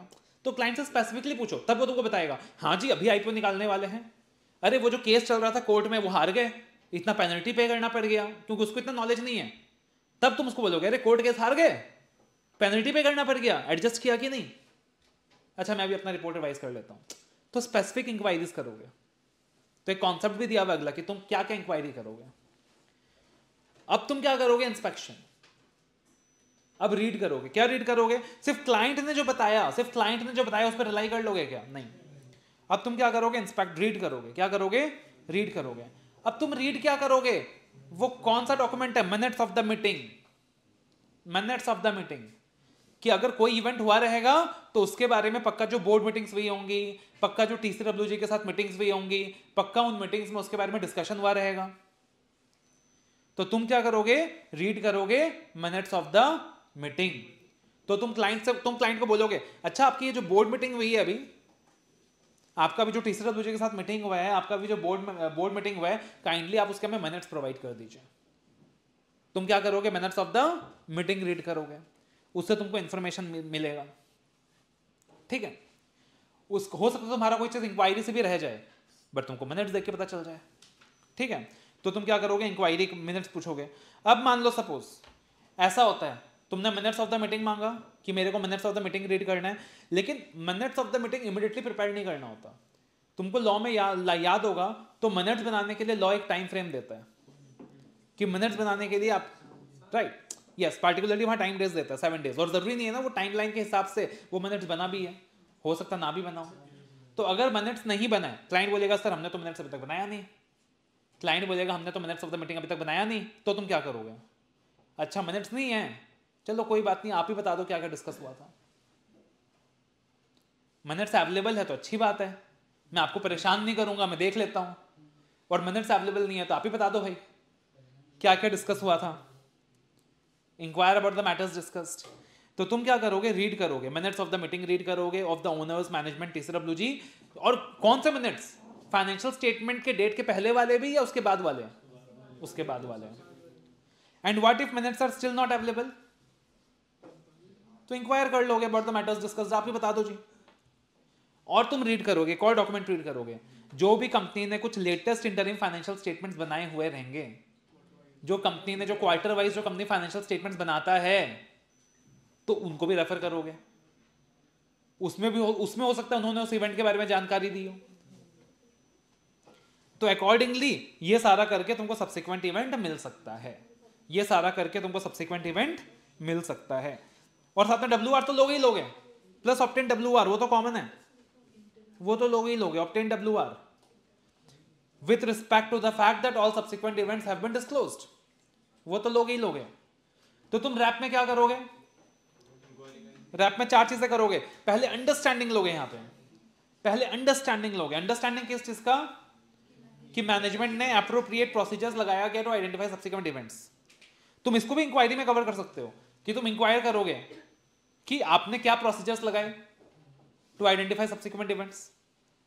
फिर मैनेजमेंट से इंक्वायरी करेंगे सब्सिक्वेंट इवेंट्स हुआ क्या, तो पहले इंक्वायरी करोगे आपका प्रोसीजर क्या लगाया आपने, दूसरा कौन सा इवेंट हुआ। फिर खाली इंक्वायरी करके अंडरस्टैंडिंग करके काम नहीं चलेगा, रीड करोगे। क्या रीड करोगे, मिनट्स ऑफ द मीटिंग। अगर मिनट्स ऑफ द मीटिंग नहीं बना है तो कोई बात नहीं, पूछ लोगे ऑरली। और रीड करोगे लेटेस्ट इंटरिम फाइनेंशियल स्टेटमेंट, साथ में एडिशनली WR तो लोगे ही लोगे, साथ में एडिशनली WR तो लोगे ही लोगे। ठीक है, एकदम सिंपल है रैप। एक क्वेश्चन तुमको लिखवा रहा हूं और तुमको होमवर्क दे रहा हूं जिसको तुमको घर से सॉल्व करके आना है। एक क्वेश्चन लिखवा रहा हूं, तुमको होमवर्क दे रहा हूं जो तुमको घर से सॉल्व करके आना है। हर किसी को प्रॉपर ढंग से लिख के आना है, जो एग्जाम में लिखते हैं जिस तरीके से। मान लो ये 4 नंबर का क्वेश्चन है। Auditor asks for copy of minutes, auditor ask for copy of minutes from management to identify subsequent events. Auditor ask for copy of minutes from management to identify subsequent events. Management refuses on the ground that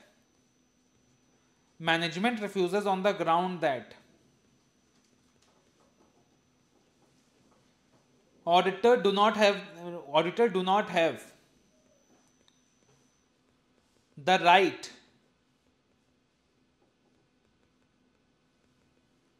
to examine the minute books in this regard. Auditor do not have the right to examine the minutes book in this regard. ठीक है,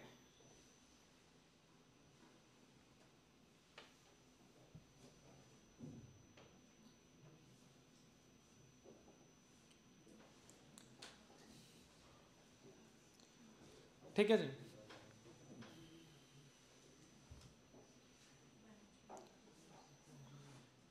ये तो question, ये simple सा question तुम्हारा homework है। अब देखना, रैप में 4 चीजें करी थी, अंडरस्टैंडिंग ली थी, इंक्वायर करा था, रीड करा था, रीड 2 चीजें करी थी, मिनट्स रीड करा था और इंटरिम फाइनेंशियल स्टेटमेंट्स रीड करा था। ठीक है, अब इंक्वायरी में क्या पूछोगे? मैंने क्या बोला तुमको? तुम क्या करोगे? स्पेसिफिक इंक्वायरी करोगे, स्पेसिफिक इंक्वायरी करोगे, स्पेसिफिक इंक्वायरी करोगे। ठीक है, स्पेसिफिक इंक्वायरी करोगे। जैसे एग्जांपल दिया, सिंपल एग्जांपल्स, क्या परचेज हुआ, क्या सेल्स हुआ, क्या बोरोइंग है, कोई एम&ए वगैरह किया क्या। अब स्पेसिफिक इंक्वायरीज में क्या करोगे? एग्जाम के लिए इंपॉर्टेंट क्वेश्चन बनता है, स्पेसिफिक इंक्वायरीज क्या करोगे मैनेजमेंट से? To identify subsequent events, to identify subsequent events. तो तुम ये समझो कि भैया मतलब तुम जिस अक्षर के बारे में सोचोगे ना, उसी अक्षर से तुम इंक्वायरी कर सकते हो। You think about any letter alphabetically, उसी लेटर से तुम इंक्वायरी कर सकते हो। जैसे कि फॉर एग्जाम्पल ए के बारे में सोचो, तो ए से तुम इंक्वायरी करोगे अकाउंटिंग पॉलिसी के बारे में, इंक्वायरी करोगे अकाउंटिंग एस्टिमेट के बारे में, इंक्वायरी करोगे एसेट्स के बारे में। अकाउंटिंग पॉलिसी के बारे में क्या इंक्वायरी करोगे? मैनेजमेंट से पूछोगे कोई ऐसा इवेंट हुआ था क्या जिसकी वजह से हमारी अकाउंटिंग पॉलिसी इनअप्रोप्रिएट हो गई? कोई ऐसा इवेंट हुआ था क्या जिसकी वजह से हमारी अकाउंटिंग पॉलिसी इनअप्रोप्रिएट हो गई? फॉर एग्जाम्पल, भाई ऑर्गेनाइजेशन में इतना भयानक आग लगा या गवर्नमेंट की कोई ऐसी नई पॉलिसी आ गई कि गोइंग कंसर्न एजम्पशन इनअप्रोप्रिएट हो गया। एंटिटी जो बुक्स बना रही है वो गोइंग कंसर्न एजम्पशन को फॉलो करके बना रही है, लेकिन ऐसा भयानक आग लगा कि अब जो गोइंग कंसर्न एजम्पशन है वो इनअप्रोप्रिएट हो गया। तो कोई ऐसा इवेंट ऑकर हुआ क्या जिसकी वजह से अकाउंटिंग पॉलिसी इनअप्रोप्रिएट हो गई?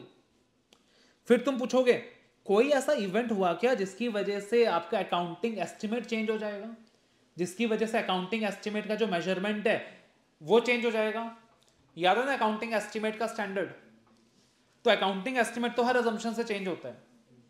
तो कोई ऐसा इवेंट अराइज हुआ क्या जिसकी वजह से आपका जो एस्टिमेट है वो चेंज हो जाएगा? फॉर एग्जाम्पल, आपने जो लिटिगेशन का एस्टिमेट बना के रखा था, बहुत कम बना के रखा था, बट कोई नया केस वगैरह फाइल हुआ क्या आपके अगेंस्ट, या ऐसा हुआ क्या पार्टिकुलरली कि आप कोई कोर्ट केस हार गए जिसकी वजह से अकाउंटिंग एस्टिमेट का फिगर चेंज हो जाएगा? तो कोई ऐसा इवेंट हो रहा है क्या जो आपकी अकाउंटिंग पॉलिसी को अफेक्ट करेगा, या कोई ऐसा इवेंट अराइज हुआ है क्या, या अराइज होने की संभावना है क्या जिससे आपका एस्टिमेट चेंज होगा? फिर एसेट्स, आपने नए एसेट्स एक्वायर करे क्या? आपका कुछ एसेट डिस्ट्रॉय वगैरह तो नहीं हो गया, कुछ आग वगैरह तो नहीं लगी कि आपका कोई एसेट डिस्ट्रॉय हो गया, या गवर्नमेंट ने कंपल्सरी एक्विजिशन ऑफ एसेट तो नहीं कर लिया, कुछ ऐसा तो नहीं हुआ? ठीक है, आपने एसेट का सेल परचेज तो नहीं किया, आपने एसेट का सेल परचेज तो नहीं किया, या फिर आपने कोई एग्रीमेंट तो नहीं बनाया टू मर्ज और लिक्विडेट। आप कुछ मर्जर डीमर्जर लिक्विडेशन की प्लानिंग तो नहीं कर रहे हो, आप कुछ मर्जर डीमर्जर लिक्विडेशन का कोई एग्रीमेंट एंटर करने की प्लानिंग तो नहीं कर रहे हो। तो तुम ए से सोचो, बहुत सारे पॉइंट्स निकल के आ जाएंगे। अकाउंटिंग पॉलिसी, कोई ऐसा इवेंट ऑकर हुआ है क्या जिसकी वजह से अकाउंटिंग पॉलिसी में इफेक्ट आ जाए? कोई ऐसा इवेंट ऑकर हुआ है क्या जिसकी वजह से अकाउंटिंग एस्टिमेट का मेजरमेंट चेंज हो जाए? आपने नए एसेट परचेज किए क्या, सेल करा क्या, एसेट डिस्ट्रॉय हुआ क्या, कोई एग्रीमेंट टू मर्ज और लिक्विडेट किया क्या? फिर तुम बी से सोचो, बोरोइंग्स, आपने कुछ मेजर बोरोइंग्स ली किया, ठीक है, आपने कुछ कमिटमेंट्स वगैरह एंटर करे क्या, कुछ गारंटीज वगैरह दी क्या, कोई बैड डेप्थ हुआ क्या, कोई बैड डेप्थ हुआ क्या? ठीक है, कोई बैड डेप्थ हुआ क्या?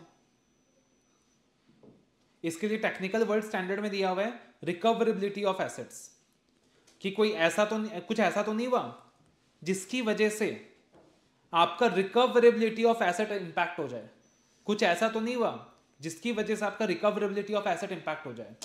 मतलब डेटर क्या था? तुम्हारा एसेट था, लेकिन अगर डेटर बैड डेप्थ हो गया तो तुम उस एसेट से पैसा रिकवर नहीं कर पाओगे। मान लो कोई ऐसा कारण हुआ कि इन्वेंट्री ऑब्सोल्यूट हो गया, तो वो जो एसेट है उसे तुम पैसा रियलाइज नहीं कर पाओगे। सी से कॉन्टिंजेंसी, कोई कॉन्टिंजेंसी तो नहीं हुआ, आपका बैलेंस शीट डेट के बाद कैपिटल वगैरह इंक्रीज हुआ है कि आपने कुछ शेयर वगैरह इशू करे हैं कि आपने कुछ डिबेंचर्स वगैरह इशू करे हैं क्या, तो इस तरीके से तुम क्या करोगे, इंक्वायरीज करोगे। इस तरीके से तुम क्या करोगे, इंक्वायरीज करोगे। तो ढेर सारा पॉइंट है, जितना याद रहे ठीक है। कोई भी अक्षर से सोचोगे तुम सोचोगे इंक्वायरीज निकल के आ जाएंगी, ठीक है। और एक अपना स्टैंडर्ड का फाइनल एरिया जो आता है ऑडिटर्स रिस्पॉन्सिबिलिटीज, जो अपन ने 3 सिनेरियो में डिवाइड किया था, 3 इवेंट के रिगार्डिंग 3 अलग अलग रिस्पॉन्सिबिलिटी। अगर वो इवेंट बैलेंस शीट डेट और ऑडिट रिपोर्ट के बीच हुआ है तो उसके रिगार्डिंग अलग रिस्पॉन्सिबिलिटी है। अगर वो जो इवेंट है वो ऑडिट रिपोर्ट के डेट के बाद से अराइज हुआ है तो उसका अलग रिस्पॉन्सिबिलिटी है। एंड थर्ड सिनेरियो में अलग रिस्पॉन्सिबिलिटी है, तो ऑडिटर्स रिस्पॉन्सिबिलिटीज, ठीक है। तो यहां पे मैंने लिखा हुआ है आई रेफर आईसीआई चार्ट, तो एक चार्ट आपके सामने मैं ओपन करूंगा, आपने क्या करना है उसको साथ साथ नोट डाउन कर लेना है।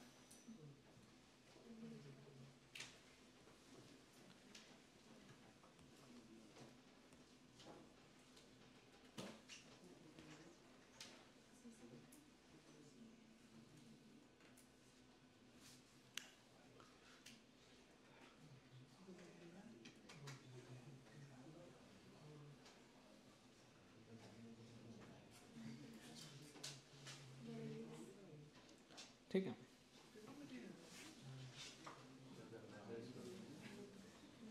तो देखना ये 3 सिचुएशंस यहां दिया हुआ है।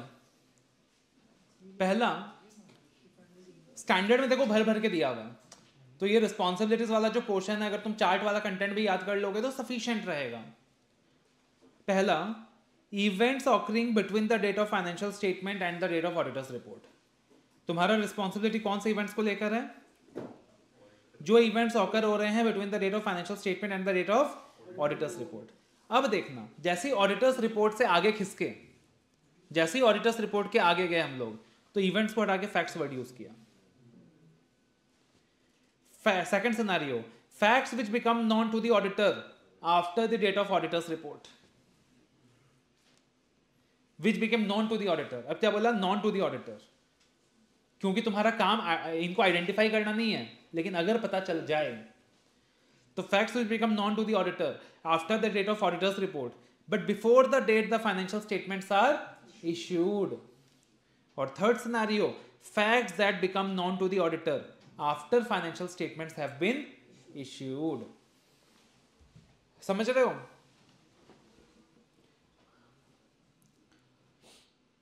तो पहला सिनेरियो रिस्पॉन्सिबिलिटी का, events occurring between the date of financial statements and the date of auditor's report. अब क्या करेगा ऑडिटर, परफॉर्म करेगा audit procedures to ensure that such events have been identified. ठीक है, सिंपल। कंसिडर करेगा auditor's assessment in determining the nature, time and extent of such procedures and टीड of audit procedures determine करेगा। If such event is identified, वो event, अब तुमने पूछा पहले मैनेजमेंट से, अरे आपने ये इवेंट आइडेंटिफाई किया है क्या? मैनेजमेंट ने बोला हाँ किया है ना, तो आपने अप्रोप्रिएटली फाइनेंशियल स्टेटमेंट में एडजस्ट किया कि नहीं किया? और अपनी सेफ्टी के लिए क्या करोगे, WR ले लोगे, रिटर्न रिप्रेजेंटेशन ले लोगे। तो सबसे सिंपल हो गया ये, तो इसमें तो कुछ भी नहीं है। Second scenario, facts which becomes known to the auditor after the date of auditor's report but before the date the financial statements are issued। अब तुम क्या करोगे, इस मैटर के बारे में मैनेजमेंट से डिस्कस करोगे, TCWC से डिस्कस करोगे। क्या करोगे, डिस्कस करोगे। तुमको पता चला है, तुमको पता चला, तुमने प्रोसीजर परफॉर्म करके आइडेंटिफाई नहीं किया, तुमको पता चला है, तो इसके बारे में तुम क्या करोगे, डिस्कस करोगे। क्या डिस्कस करोगे कि सर हमें यही पता चला है, weather the financial statement needs amendment, क्या फाइनेंशियल स्टेटमेंट्स को इसकी वजह से अमेंड करने की जरूरत है, रिवाइज करने की जरूरत है। फिर मैनेजमेंट से पूछोगे साहब आप क्या सोच रहे हो, रिवाइज करोगे कि नहीं करोगे? मैनेजमेंट से पूछोगे आप क्या सोच रहे हो, रिवाइज करोगे नहीं करोगे, कैसे इस मैटर को फाइनेंशियल स्टेटमेंट में दिखाओगे, अमेंड करोगे कि नहीं करोगे? Inquire how the management intends to address the matter in the financial statement. ये 3 पॉइंट्स आपको एक्जैक्टली याद रखना है। सबसे पहले तुम डिस्कस करोगे मैटर विद द मैनेजमेंट और TCWC। दूसरा तुम डिटरमाइन करोगे फाइनेंशियल स्टेटमेंट को अमेंडमेंट की जरूरत है या नहीं है। और तीसरा तुम इंक्वायर करोगे how management intends to address the matter in the financial statement. अब यहाँ पे 2 सिचुएशन आती है, जब तुम मैनेजमेंट से पूछोगे साहब आप अमेंड करोगे कि नहीं करोगे, तो वो क्या बोलेगा, करेंगे। दूसरा क्या बोलेगा, नहीं करेंगे। अब मैनेजमेंट बोलता है कि ठीक है जी हम फाइनेंशियल स्टेटमेंट को अमेंड करेंगे, तो अब ऑडिटर क्या बोलेगा, ठीक है हम भी अपना ऑडिट रिपोर्ट रिवाइज कर देते हैं, बढ़िया बात है, आप अपना वहां पे फाइनेंशियल स्टेटमेंट अमेंड करो और हम अपना क्या करते हैं, ऑडिट रिपोर्ट अमेंड करते हैं। अब ऑडिट रिपोर्ट को अमेंड करने का यहाँ पे दो तरीका होता है। एक तरीका होता है कि तुम पूरा रिपोर्ट ही नया इशू करो, एक तरीका क्या होता है कि तुम पूरा रिपोर्ट ही नया इशू करो, और दूसरा तरीका क्या होता है कि तुम पार्टिकुलरली एक डुअल डेटिंग कॉन्सेप्ट होता है, डुअल डेटिंग कॉन्सेप्ट होता है कि रिपोर्ट को जैसा है वैसा रहने दो, तुम एक नया डेट डालकर बता दो कि बाकी पूरा रिपोर्ट सेम है, लेकिन इस पार्टिकुलर डेट में हमें इस इवेंट का पता चला और इस इवेंट को फाइनेंशियल स्टेटमेंट में एडजस्ट किया गया है। तो ये तुम कब करते हो, जब तुम्हारा पूरा ओपिनियन चेंज नहीं हो रहा, तो तुम नया डेट डाल दो, डुअल डेटिंग कॉन्सेप्ट, क्या कर दो, नया डेट डाल दो। और साथ ही साथ तुमको क्या करना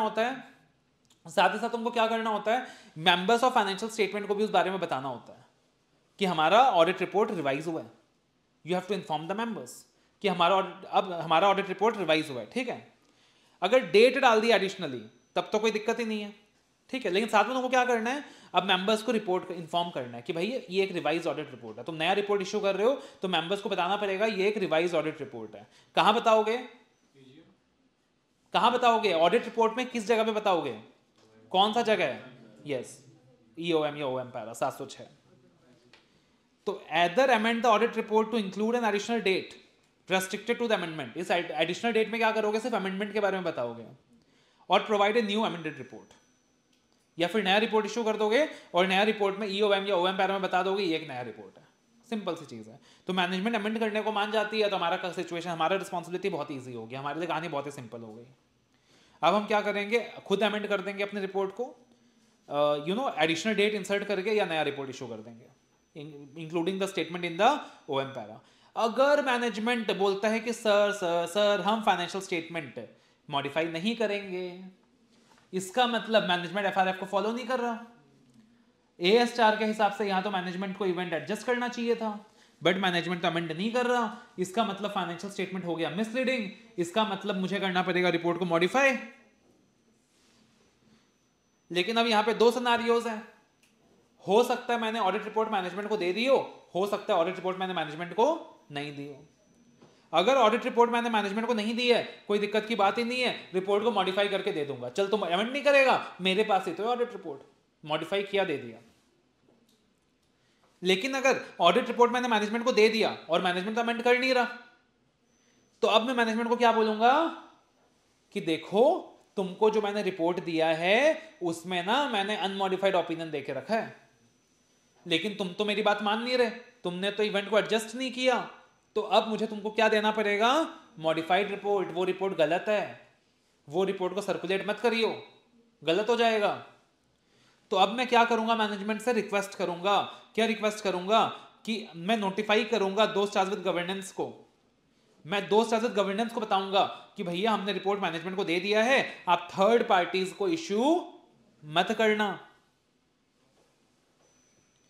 और मेरे बोलने के बाद भी बेशर्मों की तरह उन्होंने थर्ड पार्टी को इश्यू कर दिया।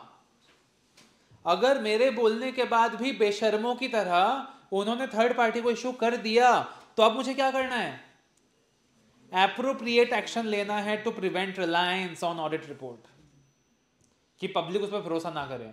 एप्रोप्रिएट एक्शन क्या होगा मेरा, पहले मैं मैनेजमेंट को बोलूंगा पब्लिक को इन्फॉर्म करो, मैनेजमेंट नहीं मानता है तो खुद एक्शन लूंगा। और फाइनली आता है मेरा third scenario, facts that become known to the auditor after the financial statements have been issued। तो यहां भी पहली तीन बातें तो सेम होंगी। Discuss the matter with the management or TCWG, determine whether financial statement needs amended, inquire how the management intends to respond। Same to same हो गया, ठीक है। अब यहां पे मैं क्या करूंगा, रिव्यू करूंगा। अब देखो यहां कहानी सेम है, यहां कहानी सेम है। अब मैं मैनेजमेंट से ये नहीं पूछूंगा, वो वाला कहानी नहीं आएगा कि आप फाइनेंशियल स्टेटमेंट को अमेंड करना चाहते हो नहीं चाहते हो, क्योंकि अब तो ऑलरेडी वो क्या कर चुका है, रिपोर्ट इश्यू कर चुका है। तो अब रिव्यू करूंगा मैं, क्या रिव्यू करूंगा कि अरे भाई मैंने आपको बोला था कि एप्रोप्रिएट एक्शन लीजिए, पब्लिक रिलायंस को रोकिए, तो क्या आपने एप्रोप्रिएट एक्शन लिया है, क्या आपने पब्लिक को इन्फॉर्म किया है, तो review if the management has taken steps to inform about the situation to everyone in receipt of the previously issued financial statements. अब दो चीजें होंगी कि या तो मैनेजमेंट ने एक्शन लिया है, तो बहुत अच्छी चीज है, मैनेजमेंट ने एक्शन ले दिया, मैनेजमेंट इन्फॉर्म कर दिया पब्लिक को, don't rely on the report, तो ठीक है भाई, अब मैं क्या करता हूं, नया ऑडिट रिपोर्ट इशू कर देता हूं। लेकिन अगर मैनेजमेंट ने स्टेप्स नहीं लिया, पब्लिक को इन्फॉर्म नहीं किया, तो मैं क्या करूंगा, खुद अप्रोप्रिएट स्टेप्स लूंगा। और मेरे अप्रोप्रिएट स्टेप्स यहां पे क्या होंगे, तो प्रैक्टिकली या तो न्यूज़पेपर नोटिस होता है, या तो न्यूज़पेपर नोटिस होता है, न्यूज़पेपर नोटिस दूंगा तो जो न्यूज़पेपर ऐड का खर्चा लगेगा मैनेजमेंट से रिकवर करूंगा कि नहीं, प्रैक्टिकली यस रिकवर करूंगा। और न्यूज़पेपर नोटिस या फिर जनरल मीटिंग का notice, general meeting AGM attend करना, क्या करूंगा मैं, एजीएम अटेंड करूंगा, ठीक है, एजीएम अटेंड करूंगा। तो यहां रिस्पॉन्सिबिलिटी में अपने को ये तीन सिचुएशंस ध्यान रखनी है। तो एग्जाम में क्वेश्चन क्या क्या बन सकता है सब्सिक्वेंट इवेंट के स्टैंडर्ड के ऊपर, या तो तुमसे वो एडजस्टिंग नॉन एडजस्टिंग के ऊपर क्वेश्चन पूछ लेगा, जिसमें ऐसे 560 AS4 AS29 इन चीजों का नॉलेज वो चेक करेगा तुमसे, ठीक है। अगर एडजस्ट नहीं किया तो मतलब तुमको रिपोर्ट को मॉडिफाई भी करना पड़ेगा, तो 705 भी आ जाएगा। उसके बाद तुमसे पूछ सकता है कि कौन से आरएपी तुम परफॉर्म करोगे, उसके बाद तुमसे पूछ सकता है कि कौन से स्पेसिफिक इंक्वायरीज करोगे, और फाइनली जो क्वेश्चन आ सकता है कि वो तुमको तीनों में से कोई भी एक सिनेरियो दे देगा, वो तुमको तीनों में से कोई भी सिनेरियो दे देगा, स्ट्रेट फॉरवर्ड थ्योरेटिकल सिनेरियो नहीं देगा, एक केस स्टडी के फॉर्म में देगा, एक कहानी बताएगा, कब फाइनेंशियल स्टेटमेंट बना, मैनेजमेंट क्या बिजनेस करता है, ये करता है, वो करता है, फिर अचानक से ऑडिटर को ये बात पता चली, अब तुमको देखना होगा कि वो बात कब पता चली, वो कौन से सिनेरियो में फॉल करता है, एंड अकॉर्डिंगली तुमको अपनी रिस्पॉन्सिबिलिटीज के बारे में बताना होगा, ठीक है। So this is what you have to remember in SA 560। Very nice standard, interesting standard and practical standard. तो देखना यहाँ पे अब क्वेश्चंस किस तरीके से पूछे जा सकते हैं, नॉर्मली क्या क्या क्वेश्चंस पूछेगा, कुछ क्वेश्चन का डिस्कशन भी कर लेते हैं। देखना या तो तुमसे स्पेसिफिक इंक्वायरीज के ऊपर स्ट्रेट फॉरवर्ड क्वेश्चन पूछ सकता है, ये काफी इंपॉर्टेंट क्वेश्चन है, मैं तुमको इंपॉर्टेंट क्वेश्चंस की बात बता रहा हूँ। तो एक तो स्पेसिफिक इंक्वायरीज तुमसे पूछ सकता है ABC वाला, या फिर वो तुमसे पूछ सकता है प्रपोज डिविडेंड के एडजस्टमेंट के ऊपर, या एडजस्टिंग या नॉन एडजस्टिंग इवेंट के एडजस्टमेंट के ऊपर, जिसमें तुमको बता देगा कंपनी ने प्रपोज डिविडेंड डिक्लेयर किया है, या बता देगा कि एक इवेंट अराइज हुआ है, अब तुमको आइडेंटिफाई करना होगा एडजस्टिंग इवेंट है या नॉन एडजस्टिंग इवेंट है। अगला जिसमें प्रोबेबल रेफरेंसेस क्या क्या यूज हो सकते हैं, AS4, इंड AS10, ऐसे 560 और ऐसे 570 भी यूज हो सकता है अगर गोइंग कंसर्न अफेक्ट हो रहा है, तो AS1 भी यूज हो सकता है वहां पे, तो और AS29, ठीक है, AS29। और अगला एक फाइनल सिनेरियो क्या यूज होता है कि वो पार्टिकुलरली तुमसे एडजस्टिंग नॉन एडजस्टिंग के बारे में नहीं पूछेगा, वो तुमको क्लियरली बता देगा क्या इवेंट है और तुम्हारी क्या रिस्पॉन्सिबिलिटीज है, तो वहां तुमको कैटेगराइज करना पड़ेगा कि इवेंट 1 है, इवेंट 2 है, इवेंट 3 है, एंड अकॉर्डिंगली तुमको अपनी रिस्पॉन्सिबिलिटीज के बारे में सोचना पड़ेगा। अब तुम उसको मगअप करने के लिए जाओगे ना, रिस्पॉन्सिबिलिटीज 1 2 3 तो जिंदगी में याद नहीं होगा, तुमको एकदम लॉजिकल वे में विजुअलाइज करना पड़ेगा मैं कहाँ खड़ा हूँ एंड अकॉर्डिंगली मेरी क्या जिम्मेदारी है। देख रहे हो ना वहां डिफरेंस क्या आता है, एक इवेंट वहां फैक्ट, और फिर तुमको लॉजिकल ग्राउंड में सोचना पड़ेगा मैं कहाँ खड़ा हूँ, मेरी कहाँ तक जिम्मेदारी है, ठीक है। तो मान लो दैट ऐसे क्वेश्चंस और किस तरीके से आ सकते हैं, प्रैक्टिकल एग्जांपल्स। कंपनी हैड, एक एग्जांपल लिख लेना, एक ये क्वेश्चंस वाला जो पार्ट है ये भी लिख लेना कि क्या क्या क्वेश्चंस आ सकता है नॉर्मली, और फिर एग्जांपल, ये एग्जांपल साथ साथ नोट डाउन कर लो, या एग्जांपल साथ साथ नोट डाउन कर लो।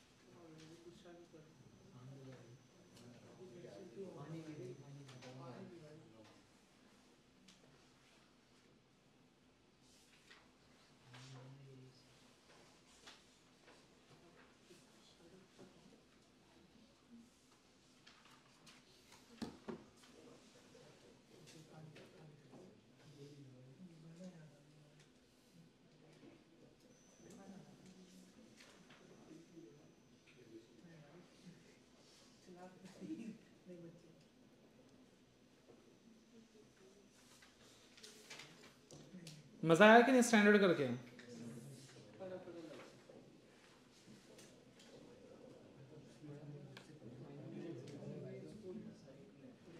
या ठीक है, तो एग्जांपल यहाँ पे company had lost, company had lost, question answer मैंने साथ में दे दिया है कि एक एग्जांपल रेफरेंसर की तरह काम आएगा। Company had lost claim of ₹1 CR, company ने कितना का क्लेम दिखाया था?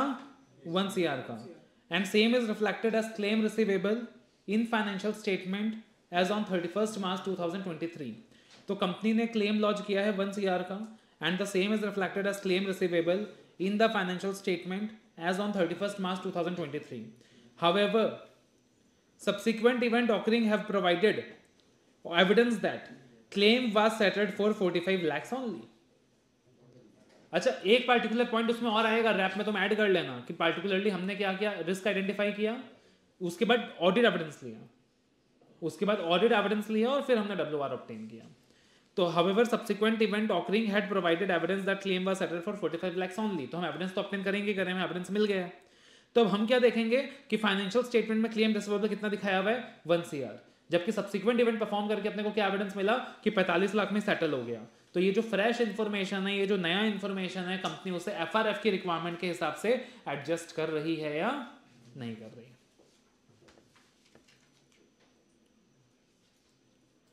Therefore, financial statement as on 31st March 2023 should be adjusted to reflect fresh information. Auditor should ensure that adjustment is properly reflected in the financial statement in accordance with the financial reporting framework. In accordance with the financial reporting framework, ठीक है?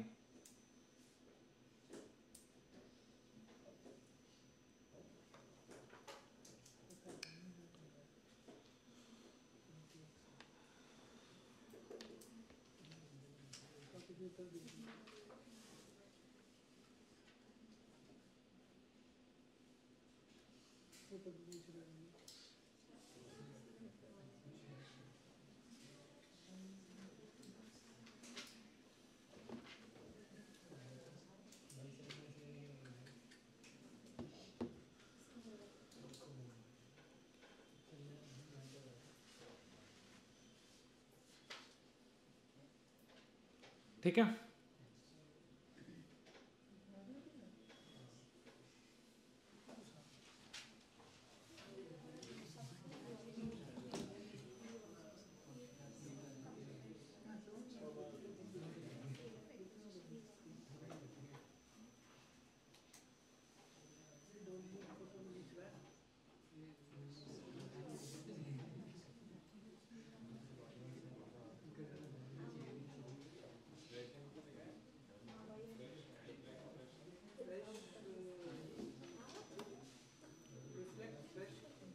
fresh info, and auditor should ensure that adjustment is properly reflected in the financial statement in accordance with FRF. ठीक है,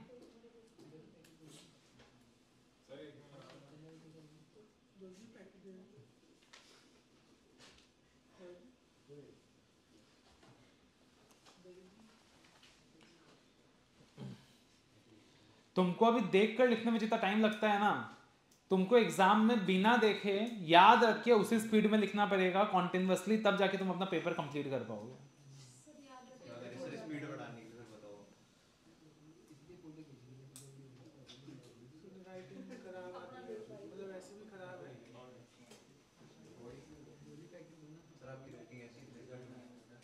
हाँ, मेरी writing ऐसी थी paper में।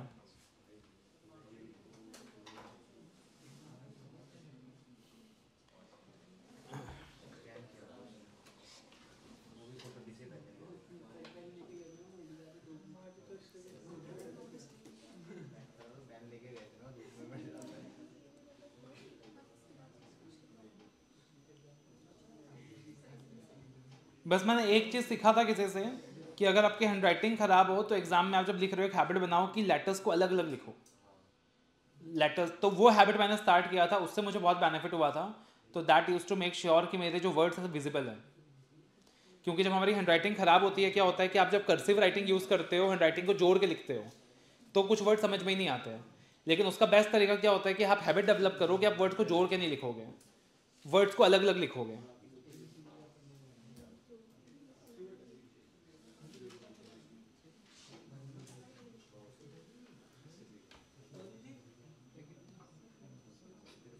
ठीक है ना, मान लो मेरी हैंडराइटिंग खराब है, मैं जोड़ के लिख रहा हूं फट से,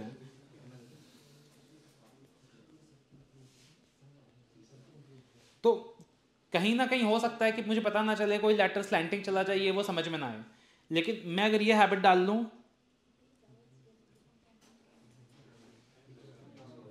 तो एटलीस्ट क्या होता है कि वहां पे वर्ड्स की विजिबिलिटी होती है, फिर वो सामने वाले को समझ में आता है। और दूसरी चीज होती है कि आप वर्ड्स को अंडरलाइन करो।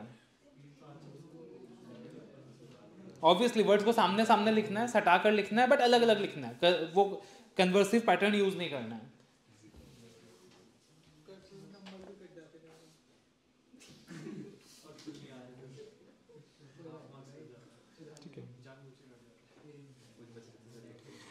तो देखना, एक बार रीड कर लेते हैं।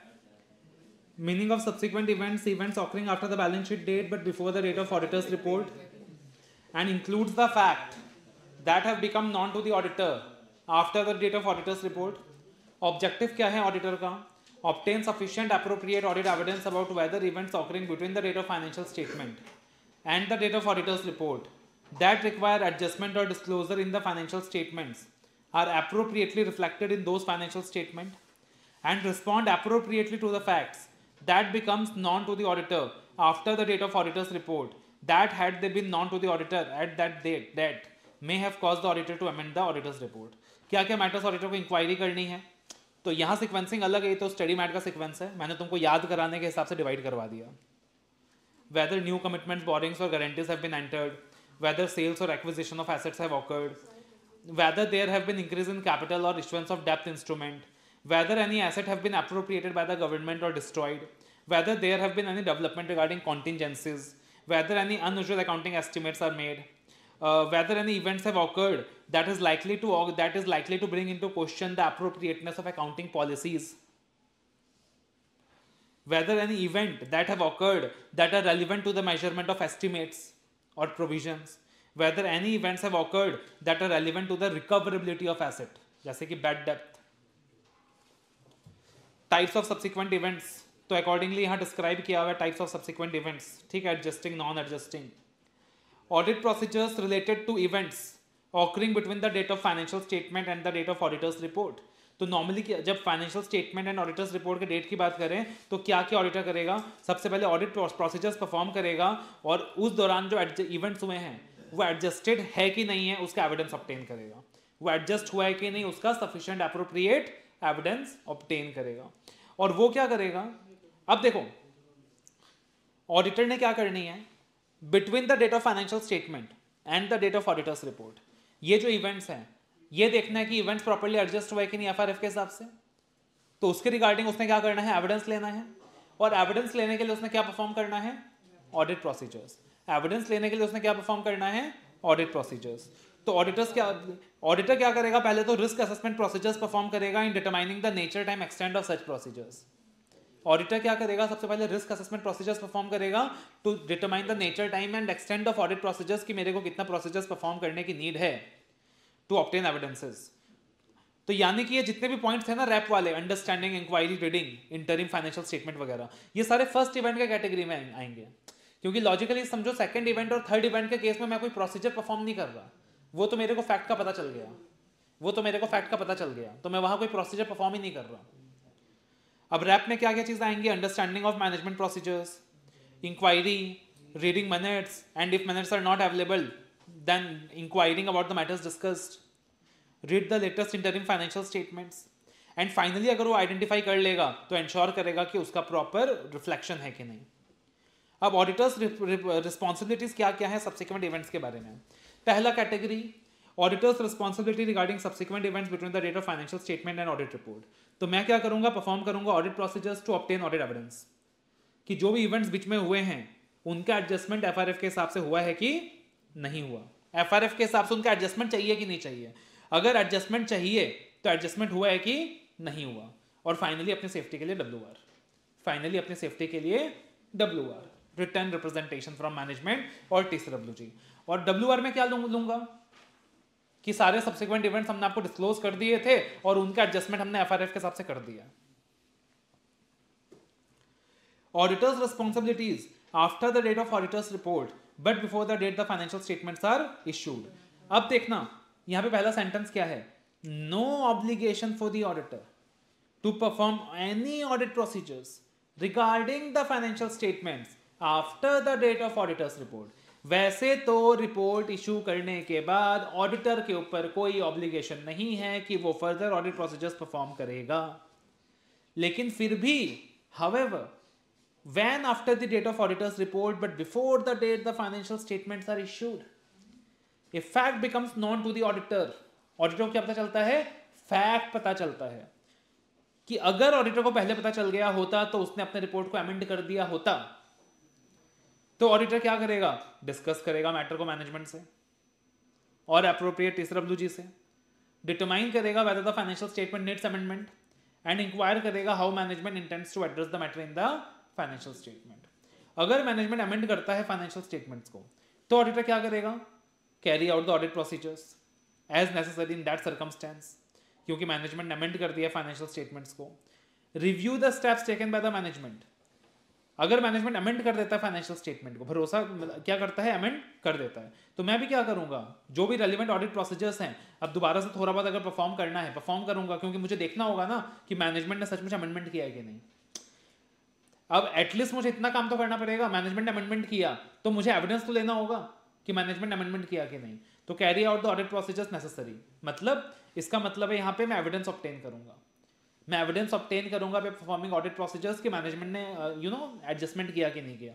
फिर क्या करूंगा, review steps taken by the management to ensure that anyone in receipt of the previously issued financial statements together with auditor's report is informed of the situation. Extend the audit procedures already referred to the date of new auditor's report and provide a new auditor's report on the amended financial statements and include in the new auditor's report an emphasis of matter paragraph or other matters paragraph। When management does not amend the financial statement, अगर management financial statement amend नहीं करती है तो auditor ने क्या करना है, modify करना है 705 के हिसाब से। लेकिन अगर ऑलरेडी जो रिपोर्ट है हमने प्रोवाइड कर दिया है एंटिटी को, तो ऑडिटर नोटिफाई करेगा मैनेजमेंट को कि आप इश्यू मत कीजिएगा financial statement to the third parties before the necessary amendments have been made. If the financial statements are nevertheless issued without taking the necessary amendments, तो ऑडिटर अब क्या करेगा, एक्शन लेगा, एक्शन मोड में आ जाएगा to prevent reliance on the auditor's report. And finally auditor's responsibilities after the financial statements have been issued, तो यहाँ पे अगेन नो ऑब्लिगेशन, हाउएवर ये तीन चीजें हैं, मैनेजमेंट अमेंड कर देती है तो फिर से वो तीन चीजें हैं, खाली यहाँ पे एडिशनल वो 80% तो सेम है, खाली अब मैनेजमेंट अगर स्टेप्स नहीं ले रहा तब ऑडिटर ने वो स्टेप्स खुद लेने हैं, खुद एप्रोप्रिएट एक्शन लेना है। एंड एप्रोप्रिएट एक्शन में include here a public notice और auditor exercising is right to attend the AGM and inform the members that the financial statements issued are not reliable. ठीक है ना, that financial statements issued are not reliable. तो बहुत ही simple सी चीज है।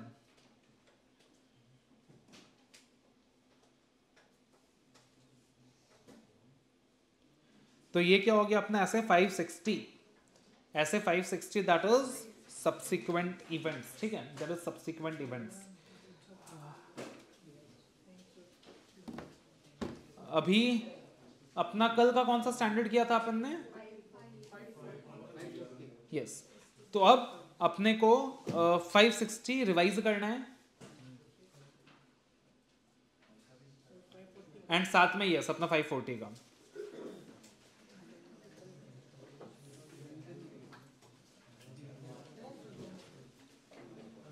तो अपन ने इन स्टैंडर्ड्स के वॉइस नोट बनाने हैं। ठीक है, और जो बच्चे ऑनलाइन देख रहे हैं तो अगेन आपके लिए सीधा सीधे वॉइस नोट्स अवेलेबल रहेगा टेलीग्राम चैनल पे स्टैंडर्ड वाइज।